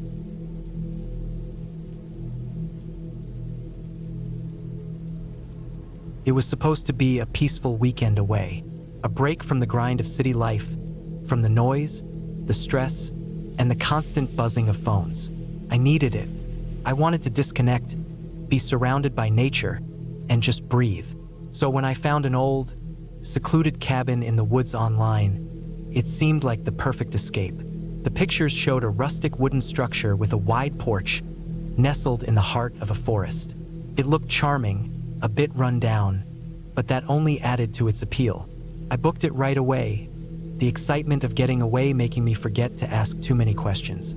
The drive up was longer than I had expected. The GPS took me down narrow, twisting roads, and soon the paved streets turned into gravel. The further I went, the more the trees thickened, and the more isolated everything felt.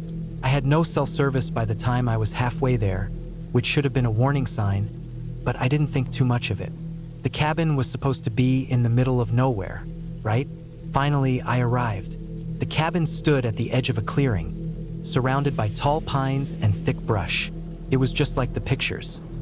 Weathered wood, a stone chimney, and a porch that seemed to sag a little under the weight of time. There was no one around, not a soul, just silence, the kind of quiet that makes you realize how loud everything else usually is. I got out of my car, feeling the crisp, cool air against my skin. The smell of pine and damp earth filled my lungs. I took a deep breath. This was exactly what I wanted. A getaway, no interruptions. I grabbed my bags and made my way up the steps. The porch creaked beneath my feet, but nothing too alarming. Inside, the cabin was cozy in a very rustic way. The wooden floors were worn but sturdy, the walls adorned with old hunting trophies and a few faded pictures. A fireplace took up one wall, and the kitchen was simple but functional. A small table sat by the window, where I could already imagine sitting with a hot cup of coffee, watching the trees sway in the wind. There were 2 bedrooms, one at the back and one upstairs. I chose the one on the lower level, unpacked my things, and made myself comfortable. As nightfall approached, I built a fire in the hearth and sat down with a book, ready to unwind. The sounds of the forest were calming. Occasionally, I heard the rustle of leaves or the distant call of a bird, but mostly it was quiet. Too quiet. I dismissed it. It was just nature. There was nothing unusual about it. The evening passed without incident. I had dinner, cleaned up, and then settled into bed, the sound of the fire crackling in the background. I felt safe. The silence of the woods seemed to wrap around me, almost protective. But that's when things started to feel off. At first, it was subtle. I would wake up in the middle of the night, the house utterly still, and feel like something wasn't right. The hairs on the back of my neck would prickle, but I always shook it off. Maybe it was just the unfamiliarity of being in a new place. The forest, the isolation, all of it could make anyone feel a little uneasy. The next day was better. I spent the morning hiking through the woods, walking along a narrow trail that wound through the trees. The sun was shining, and everything felt peaceful. Yet, I couldn't shake the feeling that I was being watched. Every now and then, I would glance over my shoulder, but there was never anyone there. Just trees, endless trees. By the time I returned to the cabin, the uneasy feeling had faded. I cooked a simple lunch and decided to take a nap, feeling drained from the hike. But when I lay down, the quiet seemed heavier than before. The sounds of the forest had shifted. There were no birds calling, no insects buzzing. It was just silence.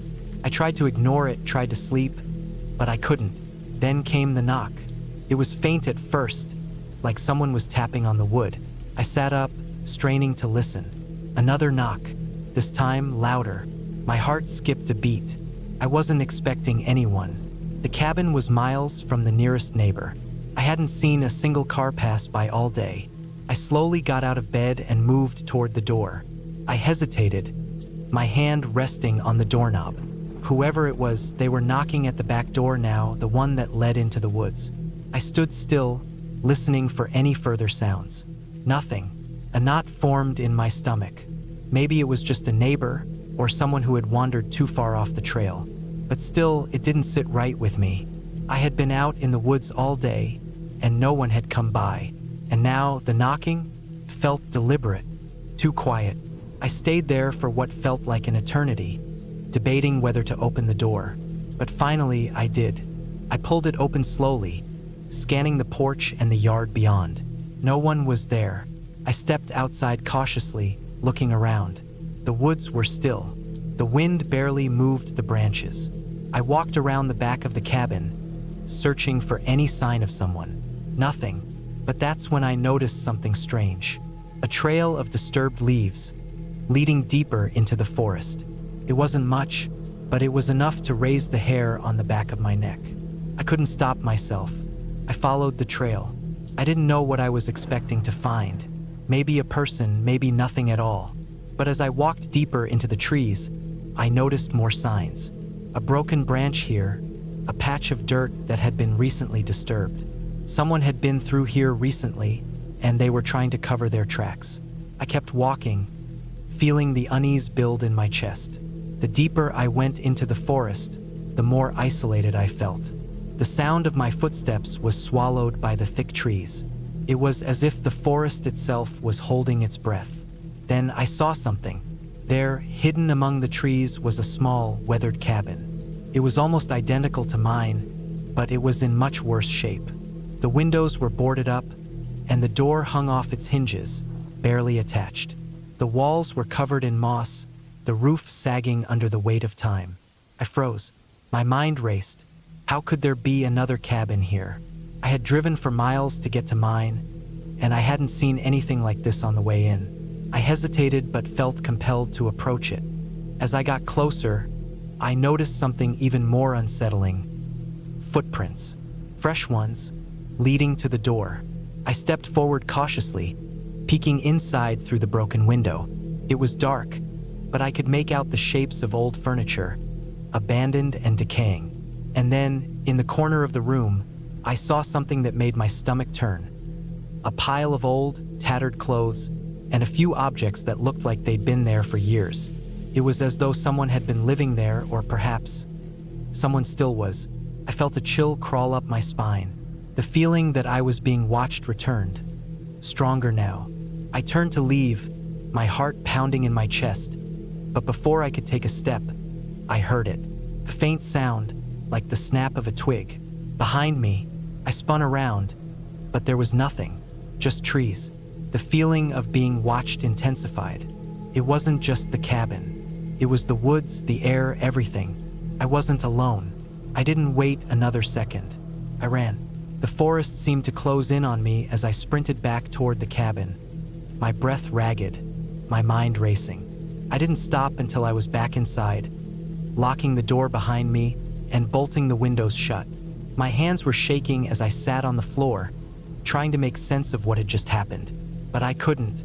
There was no explanation for the other cabin, for the footprints, for the feeling that someone or something was out there watching me. As night fell again, I stayed close to the fire, not daring to go to bed. The silence of the woods was too oppressive, too thick. I stayed awake all night, listening to every sound, every movement in the trees. But there was nothing. The next morning, I left. I packed up quickly, not even bothering to make coffee or eat. I didn't want to stick around to find out what else was in those woods. The drive back down the gravel roads was long and silent, but it felt like the most peaceful thing I had experienced in days. And when I finally got home, I never thought about that cabin again. Or at least, that's what I told myself. As I settled back into my normal life, I couldn't shake the unease I felt that weekend. But over time, I convinced myself it was just an overreaction. Until one day, months later, I came across a news article. It was about a missing person case. The person had been last seen in the same area where I had stayed. The description matched what I had seen. The abandoned cabin, the disturbed ground, everything. I don't know what happened in those woods, but I do know one thing. Whatever was out there, it wasn't just some coincidence. I still don't know who or what I encountered that weekend, but I haven't been back to those woods since, and I never will. The silence of the forest still echoes in my mind, but now, it's a sound I can't forget.